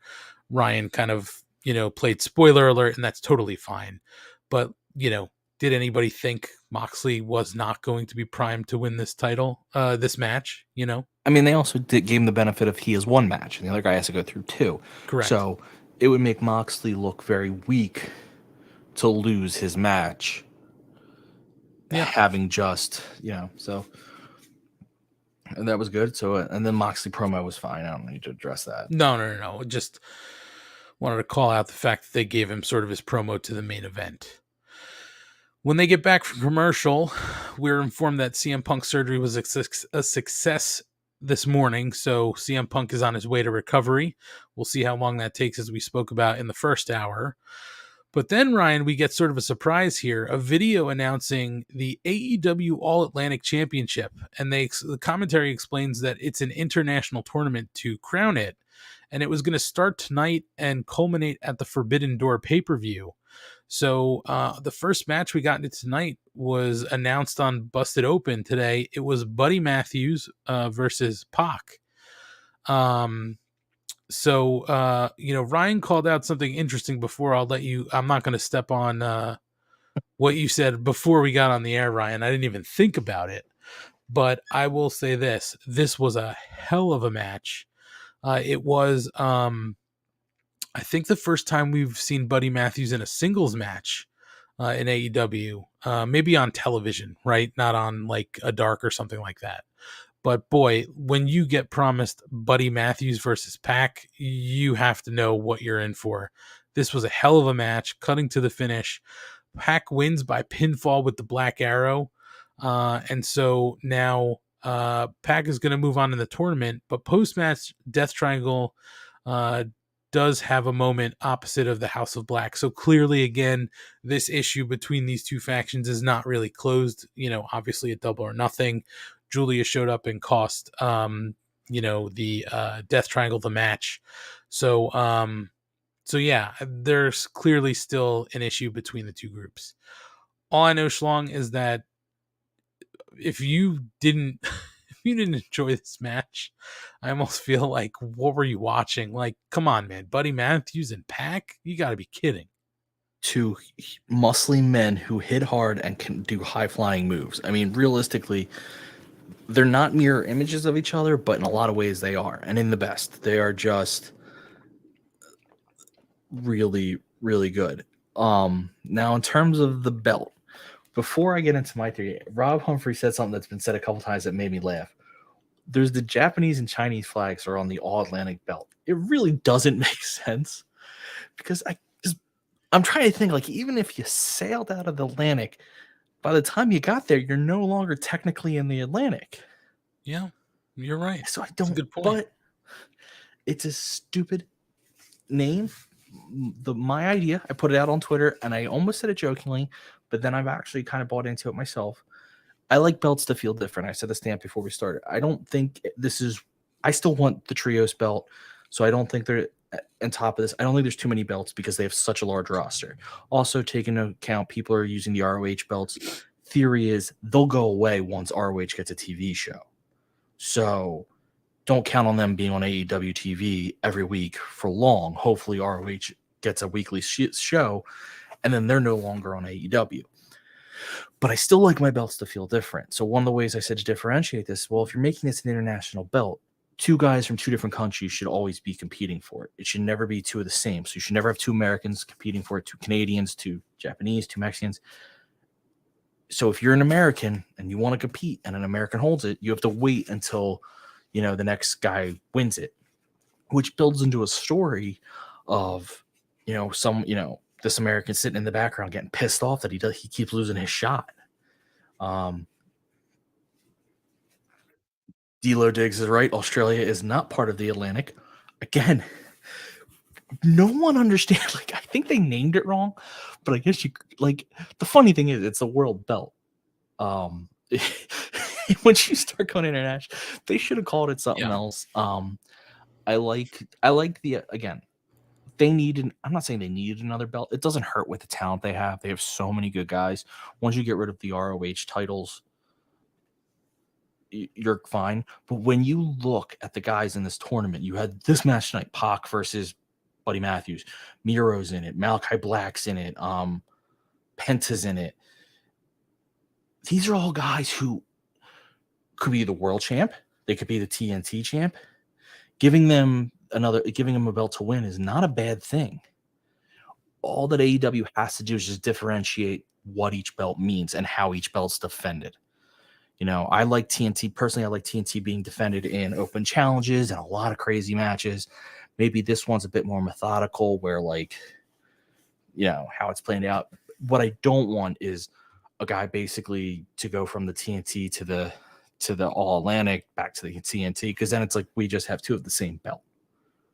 I just need differentiation in, to use ROH. ROH had their world title, they had their television title, was the Midcard, and then they had the Pure, but you knew the Pure was different. Right. So it doesn't necessarily have to have different rules in terms of the matches, but just a different, why is each crowd going for it? Yeah, I mean, I don't hate your idea of having this be like an internationally defended title. I think that's actually kind of a cool idea. And it sets up some international intrigue. But, we'll see what happens. Either way, it has the makings of a good tournament. But that is the funniest thing that they called it the All Atlantic. Put China and Japan on there, and then had an Australian wrestler. So between Rob Humphrey and D'Lo Diggs, we have a perfect example of they had no idea what they were doing. They made the name. They just came up with a name and was like, call it All Atlantic. Sure. Well, either way, if you didn't see that match, you should certainly go out of your way to check out Buddy Matthews versus Pac. We also had an Eddie Kingston promo backstage, and I know that our Eddie Simp was taken off by the PC police, but I'm sure that she loved him calling out Jake Hager, basically saying that he cost him a chance to be world champion, and he's going to pay. He also calls out the rest of the Jericho Appreciation Society and says he wants Jake on Rampage. He doesn't care when, and he'll fight him. And now he said you can tell the truck he's done, and they go to a break. So Eddie being Eddie, and we're going to get him and Jake Hager on Friday night. And then we come back with a segment that I don't think anybody was ready for. Trent Beretta's in the ring, and he's on his mic. He says he's bummed because today is National Best Friends Day, and his friends aren't there. But a few weeks ago, he and Rocky Romero had a match they didn't win or lose. And Roppongi Vice deserves another shot at the Ring of Honor World Tag Team Championships. He knows FTR are fighting champs, so he asks them to come out and make things right. That's when FTR gets in the ring, and they say they're fighting champs, and Trent is exactly right. They are the absolute best tag team on the planet. And if we're up to them, they'd have a match right there. But Rocky isn't here, and they understand and don't hold it against Trent. But he probably should be with Will Ospreay's bitch boys who got him into the situation. That's when the music hits Schlong, and Will Ospreay is in the arena. And he's basically serving as a distraction while Aaron and Aussie run up to beat FTR and Beretta down, hits the hidden blade, and wow, we have Will Ospreay in an AEW ring. I think a ton of people were waiting until Ospreay showed up so we can line something up for the Forbidden Door, and it looks like that's exactly what's going on, Schlong. Are you excited to see Will Ospreay, and his gang maybe with FTR versus Roppongi Vice or whatever they're going to set up? I mean, it's going to be pretty impressive, I think. So a couple of things here. I loved Dax when the music hit, being like, yeah, all right, New Japan, come on, let's go. You never hear that. Someone being like, oh, the music's hit. Normally when music hits, guys shut up, but he talked through it to be like, all right, you're here, let's go. Let's get the show on the road. I've said this from day one. I'm not anti New Japan. I'm just not a hardcore follower of it. However, I've seen Ospreay wrestle in person, as have you, Ant, with me. He is a fantastic wrestler. So with a match he's going to put on is amazing. I'm very curious the story they're going to put on, because I don't. How do I want to say this? So in theory, you have Roppongi Vice, you have FTR, You have best friends. Like, you have enough guys to pull. But Will Ospreay, at least from what I understand, and you can correct me if I'm wrong, or if someone in the chat wants to correct me, I'm more than willing to take it. He's at a certain level, like, of wrestler. And I don't think they have all those guys in there, but none of them right now are being presented. Like, I mean, Trent is at that level when he wants to be, but right now that's not how he's being presented. Right. Rocky, same thing. You know, even Orange Cassidy isn't Will Ospreay. He's a different type. So there's gonna have to be a singles guy who comes in, and I don't know who that's gonna be. So I don't know if the feud's gonna be with them, or I guess it's got to be with them. Why would you have them attack them if you're too close to Forbidden Door for it to not be them? But I don't know. I love it. I love the idea. I just don't know who you're bringing in to go against Ospreay, you know, specifically. Yeah, you know, listen, Ospreay is enough to be a singles challenger, right? At the Forbidden Door. Even if we don't get Ospreay in a singles match, obviously involving him in a tag match is great enough for people to see Will Ospreay, who maybe aren't too familiar with who Will Ospreay is. And if you're not, you should certainly Google him and check it out. He's fantastic. I've seen him wrestle a couple times live, and he's great. They could certainly be setting something up, Schlong, where it's FTR and Roppongi Vice versus Ospreay and his, you know, his faction. It's possible. Do I love that? No, because I definitely like seeing Ospreay wrestle on his own. But will I be angry if Ospreay's involved in a tag match at the Forbidden Door? No, because at least we're going to get to see Ospreay. Yeah, it's one of those weird things on too. Like, we don't know how many wrestlers they're going to try to throw on the Forbidden Door. Like, are you going to try to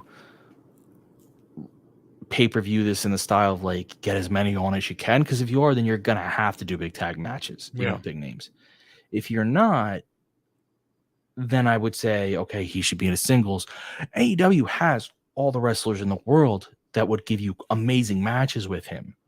It's just a matter of who are they pulling and what story are they pulling him from for this. You know, you could put Ospreay against Danielson. You could put Ospreay against, like I said, Beretta, any one of those guys are good. Danielson's at that level. Beretta is skill-wise. He's just not treated that way. Mox was, to me, the answer there, because Ospreay's been calling out Mox, but now he's got to go face, you know, who, looks like Tanahashi probably at Forbidden Door. So I'm curious. I'm interested, but I'm curious. And I know, just because I always address it, I think there's some people who have feelings on Ospreay outside of the ring. I know nothing about it. I won't claim to know a damn thing about it, so I'm not going to address it. If he's a shitty person, that sucks. It doesn't surprise me in wrestling. If he's not, then okay. But that's as far as I go, because I know nothing. I know nothing. I don't watch New Japan. It's not going to be something I follow afterwards. And that's not an insult to New Japan. It's just there's so much wrestling out there. It gets hard for me to, you know, where do I start with that when there's enough else going on? Yeah, you know, I'm not going to lie either, Ryan. I really don't know. I don't know much about Will Ospreay sort of and anything outside the ring. I do believe that he was called out in the speaking out sort of movement that happened on social a couple years ago. I think he was accused of blacklisting a former wrestler called Pollyanna after she made allegations towards one of his friends and teammates, Scott Wainwright. Well, that sucks. You know, so there's certain allegations like that. I don't know too much else, but you know, I think that certainly, again, you know, like in the chat, Rob Humphrey says, you know, a lot of people are excited about this. I have no clue who these people are, though. That's an issue that I'm going to have until Forbidden Door is over. Honestly, Rob, you know, I can tell you this much. I don't watch a lot of New Japan only because I just don't have the time to fit it all in. But what I can say is that there are a number of guys in New Japan who are worth, Googling and checking out some of their stuff. Ospreay is one. We saw Jeff Cobb. If you don't know who Jeff Cobb is, you should go Google Jeff Cobb too. He's had some crazy matches. Same thing with Tanahashi. If you don't know who Tanahashi is, certainly Google him. The people that they're putting on TV aren't nobodies. They're definitely somebodies. So if you don't know who they are, you should check them out because they're all certified wrestlers. They can go. Kyle K. Sparks throws out a fun fact. Ospreay and Beretta Schlong have only met once. Only met in one time.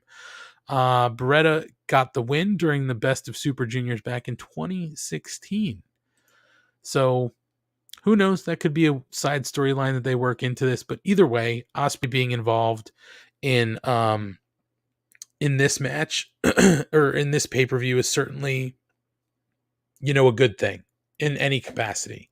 You certainly want Will Ospreay involved. So it should be fun to see how they sort of line this up. So listen, everything we're going to get now is leading to June, 27th or 26th, whatever the day is. So just definitely keep your eyes open and Google anybody you don't know. Moving on from this, Schlong, O'Reilly's interviewed backstage. William Regal wants to address him and his buddies. And Regal says this is John Moxley and asks if O'Reilly's sure he's ready because his wife and friends are going to miss him. And O'Reilly says he came here to fight the best AEW had to offer and to fight for the world title. And tonight he gets to do both. Adam Cole gives a little pep talk and he leaves to go join commentary for the next match, which is Hangman Adam Page versus David Finlay. And as we sort of cut through the match here, Hangman does get the win with the buckshot. And post-match, Schlong, Hangman gets on the mic. He says there's a lot that he wants to say about the AEW Championship, but tonight is not the night. Tonight he wasn't in the Battle Royal, and it doesn't look like he's getting a title shot anytime soon. But since that's the case, he remembers there's not only one World Championship in pro wrestling. So at Forbidden Door, he wants the IWGP World Heavyweight Championship. He wants Okada. And that's when Adam Cole gets up from commentary and asks if he's really that delusional. Cole says Okada might not even be champion. It might be his very good friend Jay White. And further, he's not champion anymore, whereas Cole just won the Owen Hart Foundation tournament. And if anybody deserves a shot at the IWGP, it's him. And he tells Page his time has come and gone. And whether he or anybody wants to admit it, AEW revolves around Adam Cole. Baby! Thank you. And he tells Page to stay out of his way. So, Schlong, I don't know where we're going to wind up with this, but could you imagine if we get Adam Page versus Okada versus Jay White versus Adam Cole? Like, again, as you said kind of during the prior segment, if you're trying to fit in as much as you can, you're going to have matches like this. But you would certainly think Jay White has to be involved. Adam Cole has ties, back to history with New Japan. Hangman certainly has wrestled New Japan before, so he's got a lot of ties. I mean, you'd have to set up matches like this. I mean, but seeing Okada is something we definitely need to do at Forbidden Door. So I think they just have to figure out how we're lining this up. I mean, first of all, what'd you think of the match? And second of all, what about all this post-match stuff? Okay, first of all, can you hear the thunder coming through my mic at all? Ooh, a little bit. I'm right in the heart of probably the bad part of the storm. I should be fine, but just FYI in case anything happens. Sure, in case you drop out. Yep. Doesn't usually, but you never know. So Okada obviously has been talked about since the beginning. Who's he going to go against? I think Punk's injury once again puts question marks. Not that Punk was going to go against Okada, but then you shift people around. I think everyone gets shifted at that point.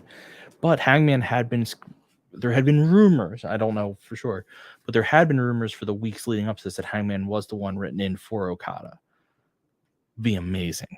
I like Adam Cole coming in and be like, he might not even be champ, which is really nice for New Japan. Saves them the whole giving away their own card beforehand. That 4-way would be insane. And like you said, it really will come down to how many they're trying to get on the card at once.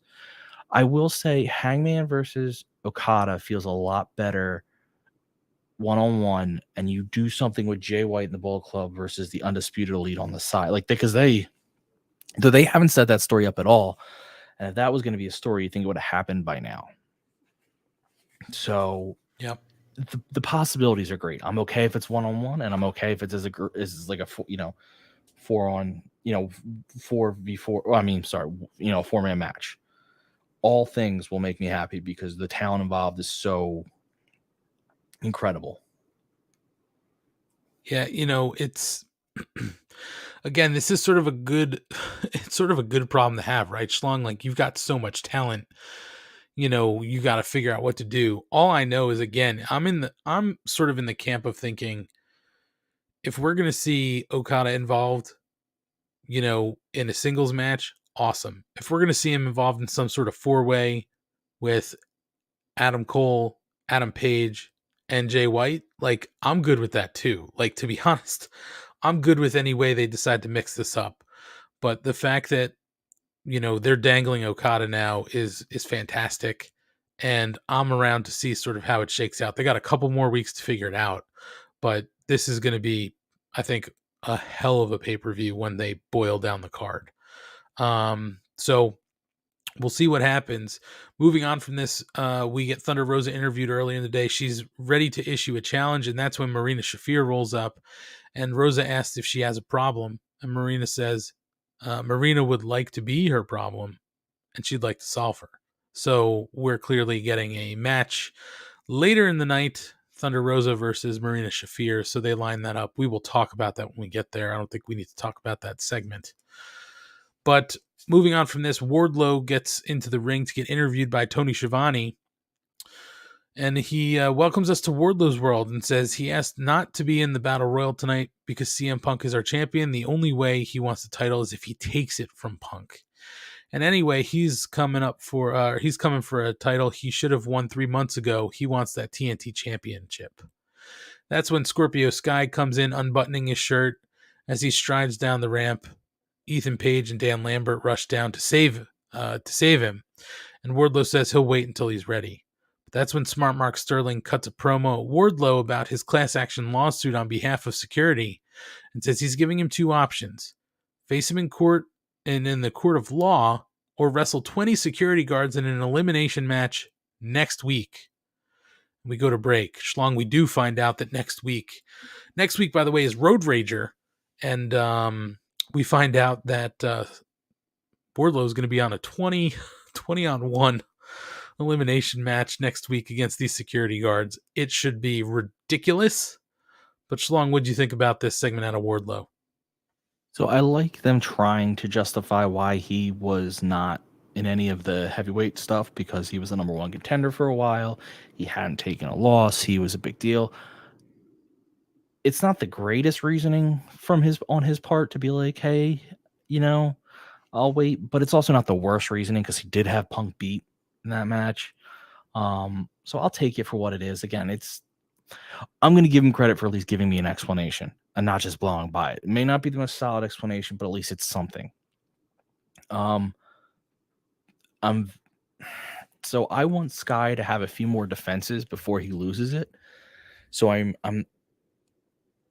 a little nervous because I'm thinking Wardlow doesn't win on his first try. I'm thinking the match gets thrown out in some way, which they don't typically do, but which is why I'd be okay with it. I'm thinking like Ethan Page or Dan Lambert does something that costs Wardlow the match, or they cheat so heavily and Wardlow loses, but he's going to get a rematch because that should never have happened. They have to protect Wardlow in the sense that he's hot and you don't want to blow it. But I'd like to get Scorpio Sky a little bit longer with that belt, some more title defenses, and then he can drop it to Wardlow, who is on fire. The 20v1 is going to be the funniest fucking thing I've seen in a long time, and I'm perfect. I'm okay with it because it's not a single AEW wrestler. If they brought in AEW talent, I'd have issues with that. But since it's all quote unquote security guards, gonna laugh my ass off because it's just so stupid. But the good kind of stupid. Oh, it's just going to be a ridiculous, kind of like fun match because we've seen him just destroy every security guard that he's faced, and it's going to be the same thing, right? I mean, he's just going to toss these guys around, and it's going to be Wardlow being the war dog, right? Or I'm sorry, the war pig. Excuse me. Now, do they have to come in one at a time? Like, I hope they like. I know all of them at once would be a visual, and there's probably gonna be a moment that happens, but probably like by the rules one at a time, so you can see a guy step in, guy get eliminated, guy step in, guy get eliminated, guy step in, guy get eliminated. Yeah, I mean, they called it an elimination match, so that makes me think that it's got to be that, right? Like it's going to be the first guy up, goes in and then gets pinned, and the second guy goes in. But we'll see. I mean, they didn't really go into detail. Yeah. They said it's a 20-on-1 elimination match, so that's my thinking as to it'll probably be, one guy in, one guy out, something like that. But we'll see. Kyle K. Sparks brings a point. He didn't like the explanation bearing the interim title, aware that the interim title is the quickest path to go against Punk. That's where I was saying it's a weak explanation. It doesn't. If you delve too deeply into it, it doesn't hold up real well. But I'm just glad they didn't blow right by it. Like they at least tried. But there was never going to be a good there was never going to be an explanation that made sense because it just wouldn't. So That's your best bet. That or they could have said something like we're erasing his record and he's back to 0-0 because now he's officially AEW. Like you could have tried that if you wanted. Right. But yeah, I'm with you. But luckily it's not something that's going to matter next week when he's destroying 20 guys. Yeah. Yeah. So tune in for Road Rager next week where we'll see that elimination match. But we come back from break with the Young Bucks cutting a promo. They're talking up their clean win over the tag champs last week and then their victory over the Lucha Brothers and say they want their tag titles back. And that's when the Hardy Boys roll in. Matt Hardy starts to give them crap about burying the Hardys and points out that they beat them at Double or Nothing so cleanly they have a better claim to the titles. And that's when Christian Cage and Jurassic Express roll up. Apparently everybody's saying they need to get a better lock on their door. But Cage says neither team deserves a title shot, but the Bucks did pin Jungle Boy in his hometown. So next week, Cage books a match that made the Hardys and I guess Christian and Cage, or Christian, Edge and Christian, excuse me, stars. It's going to be the Hardys versus the Bucks versus the Jurassic Express in a ladder match. I thought he was going to say a TLC match, but I'm like, you can't say TLC. Yeah, he wouldn't have been allowed. What are they doing to Jeff Hardy? I thought the same thing in that moment. I said, poor Jeff Hardy. Boy. Did you hear what happened to him during his match against the Bucks? Go ahead. He was on Matt's podcast with John Alba, and basically, or Matt might have been on. Jeff might not have been talking. I think it was Matt talking about Jeff. I don't think Jeff was on. And Matt just said Matt Hardy. Oh, okay. Just want to make sure. And Matt Hardy basically said that Jeff was pretty much knocked out early on in that match and doesn't remember most of anything that happened. I did hear that. So that explains a lot of why he looked so bad in that match, more than just like his body catching up with him. But that being said, stop doing this to Jeff Hardy. Yeah, I don't know why they're doing it, but I guess it's really the final run, right? So you got to get it in while you can get it in. So that's the only thing I can imagine. But yeah, I'm very nervous about poor Matt Hardy. I'm just like, please don't kill this guy. My God. So next week, triple threat ladder match. I'm sorry, Schlong, my screen froze. I don't know if you said something. It got cut off. I just said, just stop. Let the man live. Also, Jungle Boy's reaction to Christian being cutting out his like, what the hell are you doing? Did make me laugh. Yeah, that was pretty good too. All right, so moving on from this, we get our AEW Women's World Championship, Marina Shafir versus Thunder Rosa. Schlong, cutting to the end of this match and some of the post-match here. Thunder Rosa wins by pinfall with the victory roll-up to retain the title. Post-match, Shafir is able to attack Thunder Rosa, but Toni Storm runs in to make the save. German suplex connects, and then Thunder hits the Fire Thunder driver. That's when Toni Storm picks up the title and gives it back to Thunder Rosa. Thunder Rosa doesn't take too kindly to that, so maybe we're lining up a little run for Toni Storm at Thunder Rosa. But Schlong, I'll say this. Marina Shafir did not show me something again in a TV appearance that made me think she's the next best thing. I just don't know, man. She doesn't do it for me. What did you think about this? So I'm not gonna sit here and try to be like, oh, she's spectacular. I this is the second time she's been less than I hoped for. She's fine. She's not a bad wrestler. She's just not. She's not Serena Deeb. She's not Thunder Rosa. She's not there. She's a fine mid card heel. I think you could always use them, but she isn't, like you said. Sadly, this is the second time she showed up and didn't deliver at that level, which sucks because they need someone. However, again, as a mid card killer heel, she's fine because I do believe she puts on at least a good average match.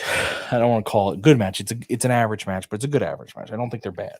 The story of this whole thing is just the after with Thunder Rosa and Toni Storm, which I know it's face v face. I don't give a fuck. I'm very interested in that.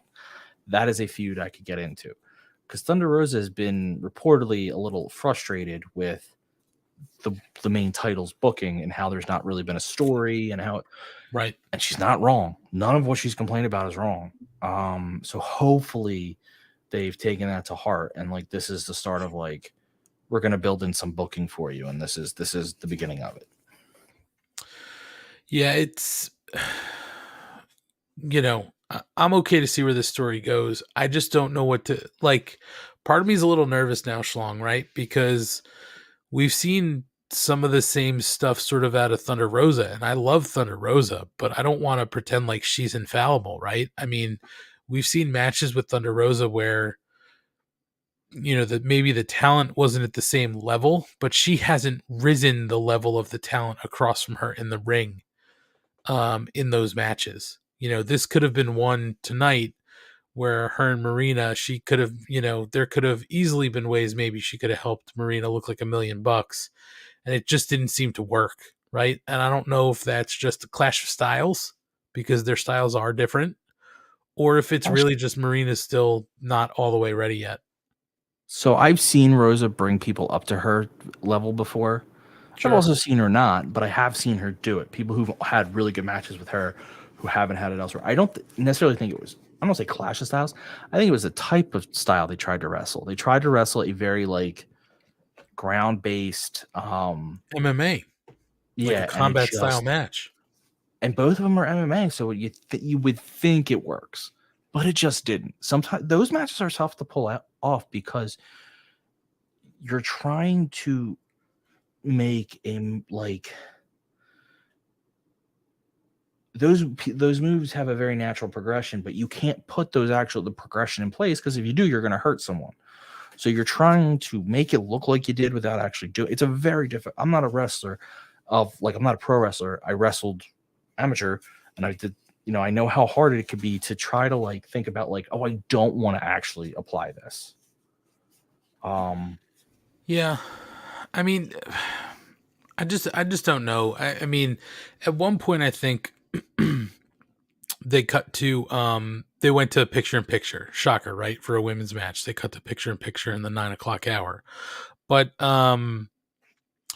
I just feel like at one point I saw Shafir laying some moves in while Thunder Rosa was on the mat, and then she sort of gets up and walks away or kind of circles her in the ring. And then I swear I looked away and came back, and it feel like she had just done the same exact thing. Like it was almost like they rewound the tape and showed you exactly what she did 2 seconds before. It just, to me, it just doesn't seem like she at all times sort of knows what she's doing or what she can do. So I think she just needs more time. I just don't know if she's compelling enough yet to really, for it to really grab me and be like, wow, she's fantastic. You know what I mean? I just don't know. She's a little I think- flat for me. See, I don't. You're talking about Thunder Rosa here, or No. Oh, okay, Marina. all right. Yeah, I was gonna say, somewhere in there it switched in my head. I knew you started out Shafir, and I don't know why it switched. I think it's because I started reading Asian Joe's comment of is Thunder Rosa similar to Hangman, where their chase for the title was better than their title reign. That is a face problem with AEW, where once they're champ, Tony struggles to give them a fun, like a good run. Part of that is they rely very heavily on the belt being the reason for the match, which it is. I'm not denying that. But even in MMA, what fights get the most buys and the most views? When the wrestlers start talking shit to a level that you feel it's personal. So when you give another reason, they gotta give Thunder, they gotta give any champ something beyond, oh, I just want the belt. It has to get personal. Like the Deeb, while the Deeb interview segment sucked because I don't think they laid them out properly. I think they didn't do them any favors. People loved it because there was a good match, and they understood there was a personal thing there. So if you give people a reason for it, because Thunder Rosa Deeb was probably one of the best matches I've seen. So I don't know. They need to just. Tony needs to understand that, yes, the belt is a reason for a match, but after you establish that, make it personal. Yeah. No, listen, I'm with you. I just think, I don't know. At this point, I think the next best thing we can get is Tony Storm and Thunder Rosa, and hopefully that is worth it. But I hope it's not just like a one shot, like quickly she gets it next week. You know what I mean? Like, yeah, you got to work to it. They really have to sort of work into these matches, because this was the same sort of problem we had, right? Where everybody has to run through Nyla Rose, right? Like, and it's the same fucking formula over and over again. Fantasy booking, and people are going to hear me out through the whole way before you. Okay. I have Tony Storm wanting to go against Rosa. I put Britt in between. Not Britt against Rosa, Britt against Storm. Right. Britt saying, you cannot get to Thunder Rosa because I want Thunder Rosa. So Tony has to go through Thunder Rosa. Through Britt to get Thunder Rosa. Now that leaves Thunder Rosa without her big opponent. So you have your big A story is that Tony's going to eventually get Thunder Rosa. So you're just going to have to come up with a good B story for Thunder Rosa, which is a struggle. I don't know who it's going to be. This is where they've really lacked making a good second heel. But you have to pull someone. You know what? Bring Sheeta back. Say Sheeta's going after Rosa. It's a minor feud.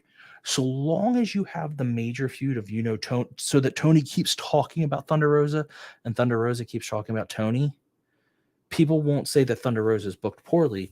It's just that they're booking around for her major feud. Yeah, I'll buy that for sure. And I think the other thing that would help here too, Schlong, and we sound like a broken record on this podcast, but they have to give these women more time on TV. They have to do it earlier in the night. They can't just stuff them at 9:30 before a main event every week. Or on the odd occasion, they are the main event. But, they just have to give them some more time. It really will help you feel more invested in what's going on. I think I would give them the 9 o'clock turnover. Yeah, I don't have a problem with that. If you still want to leave them in the second hour, just lead the hour with it. That's my point. Because leading the hour is a big deal, so you're showing you care. It's when you'll get a lot of viewers. You'll give them a little bit longer in that time slot. They won't have the picture-in-picture commercial right away. I don't mind segments being given I know you got to change it up or things become repetitive, but I don't mind that generally the 9 o'clock hour is women. The 8:30 is a men's tag team. I don't mind. But I don't mind that. But the 9:30 is not the time to be making your women's time, because it means that they're never going to be considered important, because that's a shitty time. You're just waiting for the main event. Yeah. It's still an issue that they have to resolve. I think either way, we've kind of said it here. They have to figure out a way to move these women around in the card to get them more visibility, and they just have to find ways to get them more time on TV. A night like tonight, there was a lot of sort of setup, So I kind of understand why they put him on in this segment or in this time, but at the same time, you go right from this into Jade Cargill getting interviewed backstage, right? And it's like that's all the women we get for the night. Yeah, like spread it out. Like, okay, I'm saying, just an example. We make the women's match 9. That doesn't mean you give them the interview either at 8:45 or at 9:15. Right. No, you the interviews either earlier in the night or later. Like, you spread them out. Also, I think I was just bullshitting with Kate one time, and we're just like, what kind of changed it? Because her and I are obviously probably the two that have gone on the longest rants about the women's division. Her more than I have, but in her absence, I feel like sometimes I should, because we all feel like they don't do enough. But we were just saying, and the one thing I've always come back to is, you just got to give me a reason to care. And if you want to say that we're going to build women up on Dark and Elevation, I get that. I actually do. But then show highlights on Dynamite. Like, give me something where the mainstream audience is seeing these women all the time. Put real feuds on Elevation and Dark. Because guess what? If there's an awesome feud going on Elevation and Dark, if Diamante is feuding with... When Swole and Diamante were feuding, I was telling people to watch that. Like, people will tell other people to watch it. What doesn't work is just random matches on Dark and Elevation, because you're not building anyone up then. It doesn't feel different. So if you want to use those shows as the way to build them up, then build them on those shows. Let them talk, give them interviews, give them feuds. I guarantee, because those shows get hundreds of thousands of viewers, you will get some of your audience in. And then show highlights on on Dynamite or Rampage. Not a long highlight, just like a quick, like, man, you should see what Marina, because she's been mostly on Dark and Elevation. You should see what Marina's doing on Dark and Elevation, and show like a highlight of 3 matches she's had. Because people will be like, holy shit, what is she doing down there? Yeah. No, I don't disagree with you. No, I know you don't. I'm just going in my head. No, you're absolutely right. And I think, we've said it before, and we were hopeful that maybe they would sort of move on from here with a lot of the talent that they have now in the women's division and give them a little more time. They haven't really done that yet. I think they need to, and it's a shame that they haven't. But let's press forward. We did get Jade Cargill interviewed backstage. She says nobody can mind their business, and Stokely Hathaway also agrees with that. Complaining about Anna Jay and Chris Statlander running in, and Stat's going to go one-on-one with Red Velvet, and nobody can beat Red Velvet. And that's when Jade tells Tony to cut the shit. So poor Tony Schiavone just continually getting beat on. Also, by the way, I haven't seen it yet, Schlong, but I have to see Hey EW with Tony Schiavone. It's got to be great. I'm way behind on Hey EW. That's the one I have. I've seen them all except that one. I forget what caught my attention instead of that. But Stokely Hathaway, it seems like when I say it feels like he's been there all along, we say the same thing about Regal. We say it like it's not an insult, it's a compliment. Like, he just fits so well. And we made the joke early on, and I'm going to say it again. Kristen Highlander is one of the funny, like, it's not that funny, but it was so funny because it, like, just how natural it came out and how arrogant. He is perfect for where Smart Mark was good with Jade because he was dorky and an attorney. Stokely's got that, like, I guess he's the got cool, that swagger. but, like, yeah, and he's funny and he's perfect. And what I really hope they start doing is giving him individual baddies per, like, if Velvet's going into a feud with Statlander, I'm hoping they do an interview where it's just him and Velvet. You don't need the whole baddie section there. Just let him and Velvet talk and let her get her lines in, let him balance her out, and then they move on. Because I think that'll help get the individual baddies over. Yeah, I agree. And I think eventually that we will get some of these baddies sort of alone. I think they're still trying to sort of establish this faction, right? So, and they need to. It's relatively new. They need to wait till they bring in Sunny Kiss, the baddie of the baddies.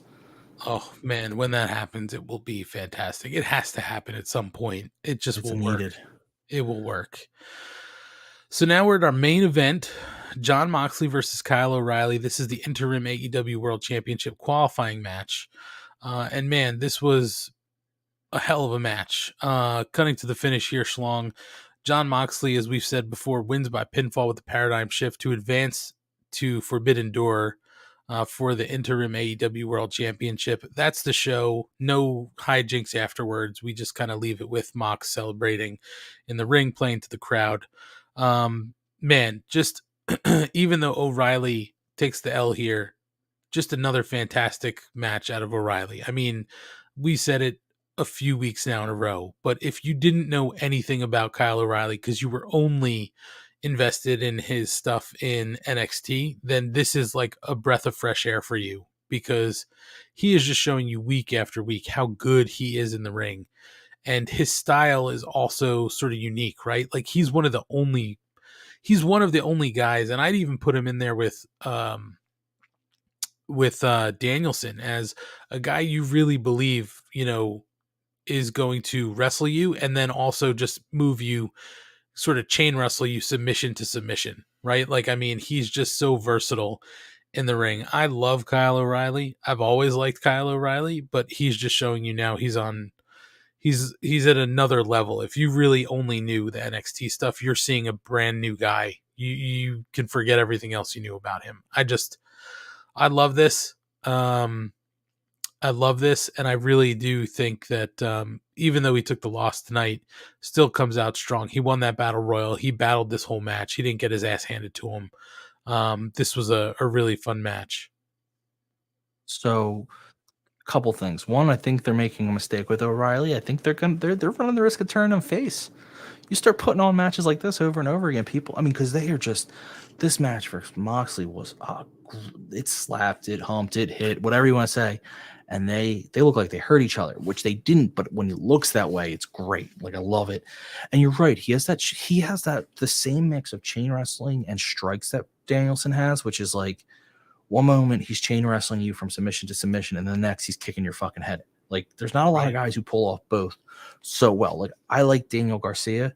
He doesn't do the kicking part like these guys do. Like, he just doesn't, like, it's not his style. It's not a knockoff. It's just not a style. Well, he's also a sports entertainer. Yeah, true. He is a sports entertainer. Moxley is amazing. Now, Gordon Post had asked, if Moxley wins, will he be a two-time AEW champion? I don't know. I guess technically. I mean, I guess if you want to, I don't know. That's a good question. It's not like, I don't want to say it's like the biggest question, but it is a fun question. Like, do you count an interim champ as a two-time AEW champ? Well, we'd have to look back. Kyle K. Sparks actually said it here. He didn't think they counted Sammy's interim TNT title win, for instance. We'd have to go back and sort of look. But I mean, I don't know if they're actually putting anything on the website about like their, championship reigns and stuff like that. So I don't know yet. But I think, like, yeah, I hear what you're saying, Schlong. Yeah, like, technically he's a champion, right? And especially I think if you defend that belt, against anybody in the interim, you're considered a champion. But I just don't know. I don't know how they're going to I don't know how they're going to sort of play it after the fact. Yeah, I mean, listen, I think Moxley's going to come out of Forbidden Door as the champion. I don't think they're going to put it on, New Japan talent, but they could do something funky like that and just hope that we get to, Punk Tanahashi that way at the next pay-per-view. It really depends on how long Punk's out and what their agreement is with New Japan. Yeah. Obviously none of this was planned. So they're kind of scrambling a little bit. If they have big plans with Mox and the Blackpool Combat Club versus the Jericho Appreciation Society, you may put it on a New Japan guy so that you keep Mox away from it. Right.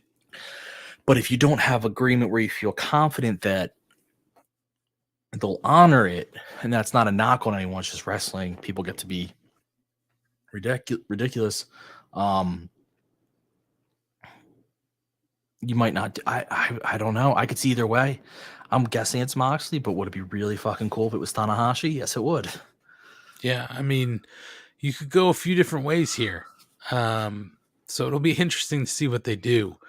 Mark Quill also said, what do you think about the potential of Kyle O'Reilly joining the Blackpool Combat Club? Regal was complimentary about Kyle all night, especially on commentary. I don't think that's in the cards because he's part of the Undisputed Elite, and I don't think they're busting that up right now. But, I mean, Kyle O'Reilly is a guy who would fit into that faction for sure. You can certainly slide him in, and you're set with 4 killers. But I just don't think that this is the time they're going to pull something like that. Yeah, if he was Kyle O'Reilly on his own, had been none of his backstory with the Undisputed Elite, 100% he fits in perfectly. But his story is so good with them right now and looks to be very long that I wouldn't pull him out for that, because they look like they have a lot going on there. Yeah, I mean, listen, I think too, if this is leading to trios titles, the Blackpool Combat Club is in position to kind of have their trio set up. And I don't think that you pull it off the Undisputed Elite, because that also is a trio, right? So Cole, O'Reilly, and Fish, it's another trio. So I don't think you break it up. But yeah, there's a lot of, as a millionaire Matt likes to say, spoons in the porridge. So we'll see. We'll see where they go. But Schlong, that's the end of Dynamite for tonight. I thought it was a pretty good show. They're lining up things for Forbidden Door. So it was a lot of sort of segments in between, but you need to have a show like this to sort of establish that next pay-per-view and some of the feuds that are coming this way. And they're also trying to get to Road Rager next week, which is, a special quote unquote Dynamite. And so we already announced some of the matches we're going to get there, but don't forget, we're also getting hair versus hair Schlong, Jericho versus Ortiz. So we'll see how they come out of that match. Bald Jericho, baby. Who do you think's losing their hair? Is it Jericho or Ortiz? Typically, it's the heel that loses his hair. Now, that doesn't mean Jericho goes bald a lot of times. So maybe they only got a snip out of him and he has to cut it really short again. Maybe he just wants to go bald because he does have a giant bald patch in the back and he's like, it's just time. But Ortiz's haircut is the type that he could just shave his head and it would look fine. Like he wouldn't look bald. He'd look like a guy who just buzzed his hair, and that's not a bad look for Ortiz. So I could see either guy doing it. So I honestly don't know. Yeah, I mean, we'll have to tune into Road Rager next week to see what comes out of it. But yeah, so that's Dynamite for the night. Schlong, we already talked about some of the other news and notes, the injuries and kind of Punk and TK's anxiety around the surgery and stuff like that. There was one other thing that popped up for me, and it was actually around Toni Storm. She wound up on Renee Paquette's podcast talking about a few different things. And she talked about her abrupt decision to walk away from the E. And she said it was a complicated ordeal. I had built up frustrations with the place for a very long time, like a lot of people do. They don't give a shit, so why should I? This isn't going to work. I know what's going to happen here. I'm just going to be sent back to catering again. I'm not going to succeed here. I can just see it.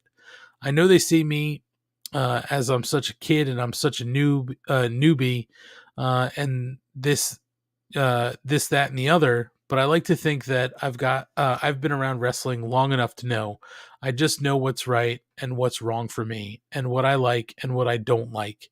And I just didn't like it in the end. I didn't feel appreciated, and I just felt like they at times didn't have very much respect for me. I feel like over time they just crushed my love for wrestling, and it wasn't even wrestling anymore. You're not even allowed to say wrestling. I thought my whole purpose in life was going to be was to go to WWE, but then over time I realized it's just pro wrestling that I love. It's not a company that I love. So some interesting words from Toni Storm about why she decided to kind of make her exit. But it sounds like, Schlong, if she decided to come into AEW, she's sort of maybe rekindled or found a place where she can get back to pro wrestling that she loves. And she's looked like she's really enjoyed herself over the past few weeks since she's been part of the company. So nice to see Toni Storm sort of finding her passion for the game again, She's not the only one to say that. Buddy Matthews said the same thing. I'm not going to sit here and trash the company. I will say a lot of people get into pro wrestling for one reason, and WWE. I mean, all of them get there to go to WWE to start. If you're a certain age at this point, that's what you did, because it was the only company in existence. So you couldn't have said, I want to go to AEW. It didn't exist. Right. But a lot of these guys get into wrestling because they like the improv aspect of it. They like having a lot of say in their own character and their own development. They're creative people who like to create. WWE is not that place for most of these people, at least not until you reach a certain level. So I could see that being a place that kills you if that's what you really want. Until you, because like only a handful of guys there, I believe, truly get to create. I think the rest just do what the writers tell them and they go along. And that's not a bad thing for everybody, because not everyone feels that way. Some people just like to be out in front of a crowd and performing. That's a totally different aspect. So I think you hear that. And that's why some people complain the opposite about AEW, where they're like, there's not enough structures, because some people don't want to be that much of the creative. They want to be not actors, but they want to be performers, and they don't care about the back end. So she clearly likes to have some control over what she does and who her character is. Absolutely. And yeah, I mean, to your point, that was sort of one of the things Swole said about her exit from AEW, right? Was that, you had to be responsible for your creative, and she's just not that type of person who can kind of come up with creative like that. So she definitely seems like she needs more structure. But I get it, man. Like, what's going to work for you is going to work for you. It's not going to work for everybody. And now that there's other places to go, you have sort of your pick. So yeah, an interesting interview. You can hear all of Tony's interview on the Sessions with Renee Paquette. I believe it's wherever you can get podcasts. So go ahead and seek it out. But Schlong, that's going to do it for us here tonight. We know Kate's got a whole bunch of stuff going on. You can follow her on social and figure out where she's going to be. She's usually with us on Wednesday nights. She also does the Friday night AEW, WWE SmackDown post show on Fightful, and she does Sour Graps on Tuesdays. So she's all over the place with a bunch of other stuff in between. If you want to see anything she's up to, follow her on social. Schlong, what do you do when you're not here? Pretty much just Monday and Tuesday. You can find me live tweeting Dark and Elevation. The rest of the time, this Wednesday show is my only consistent podcast I do. So I run the Twitter, Mark Order Pod. So that's where you'll find the live tweets, interact with me there. I'm pretty much the guy there because I have no life, so it's easiest to let me do it. And it's got to take care of a family. Kate's got a million things going on. Matt's battling a maniac for rights at tapes. Hey, every now and again, involved in that battle too. Yeah, but I just was talking to them like physically fighting. Oh. Every now and again, I get lucky enough to get thrown on a Fightful Select pre-show for one of these, but they're random and I don't know when they're happening. I seem to be like a last minute invite.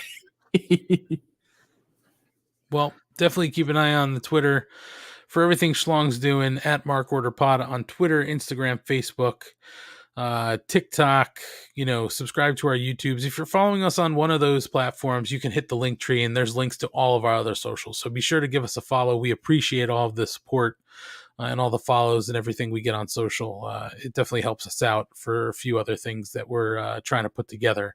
We also love you if you're listening in podcast form.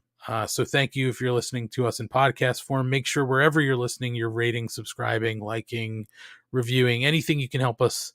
Anything you do that can help us in all the algorithms on the different podcast platforms, we appreciate you there. If you haven't checked us out in video format, you should certainly do that. So head over to our YouTube where we have all of our videos up for you to view, and you can see all the sorts of backgrounds that Schlong has up, different run-ins that some characters make every now and again. So certainly give us a watch. And if you can, please subscribe to the YouTube. That also helps us out. And most importantly, if you'd like some free stickers, these stickers right here, version 1, the square one, and version 2, the circular one, hit up our link tree, the button for free stickers. Just send us your name, your proper mailing address, and the country you live in, and we'll ship them out to you free of charge. Do not believe all the misinformation hype out there. Stickers are free. Shipping is free. Just let us know that you want to support us, and we'll send you some free stickers. Schlong, that's all I got for tonight. So it was a lot of fun. Always love doing the 2 Live Crew version of the Mark Order podcast. And as just so everybody knows, Millionaire Matt was supposed to be here tonight, but a few things got messed up with his work schedule, so he couldn't join us. We always love having Millionaire Matt with us, so we always look forward to the times he can be here. So he couldn't be here tonight, but hopefully we get him back another week here in his crazy schedule. But if you enjoy Millionaire Matt, you should certainly check out the Shining Wizards podcast on Monday nights, which they cover basically all things wrestling. So it's wrestling talk and talk about wrestling and everything else in between. They do great interviews and stuff like that. Even though they're the B show of the network, check them out. Help the little guys out, right, Schlong? Yeah, they need some help. So, guys, that's going to do it for us tonight here on the Mark Order podcast. Thank you all for listening again. Thank you, everybody, by the way, in the YouTube chat, as well as Facebook. We had Joe Walsh in the Facebook chat to us. But Rob Humphrey, Mark Quill, Asian Joe, Kyle K. Sparks, and Gordon Post, and everybody else who was chatting along all night. We love seeing you guys chatting with each other and talking to each other about wrestling and everything else. So thank you guys for all the support. Make sure to check us out next week. We'll be here talking about the Road Rager edition of Dynamite and more talk on the way to Forbidden Door. So until then, be cool, and we'll see you next week here on the Mark Order podcast.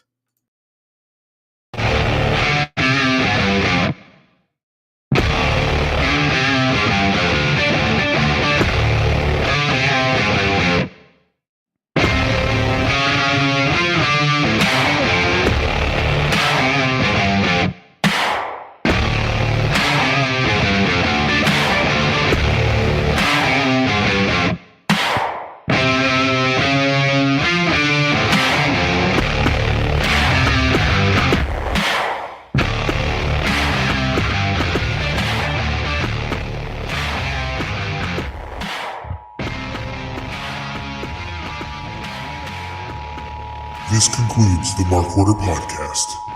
We now return you to your regularly scheduled programming. Join the Mark Order.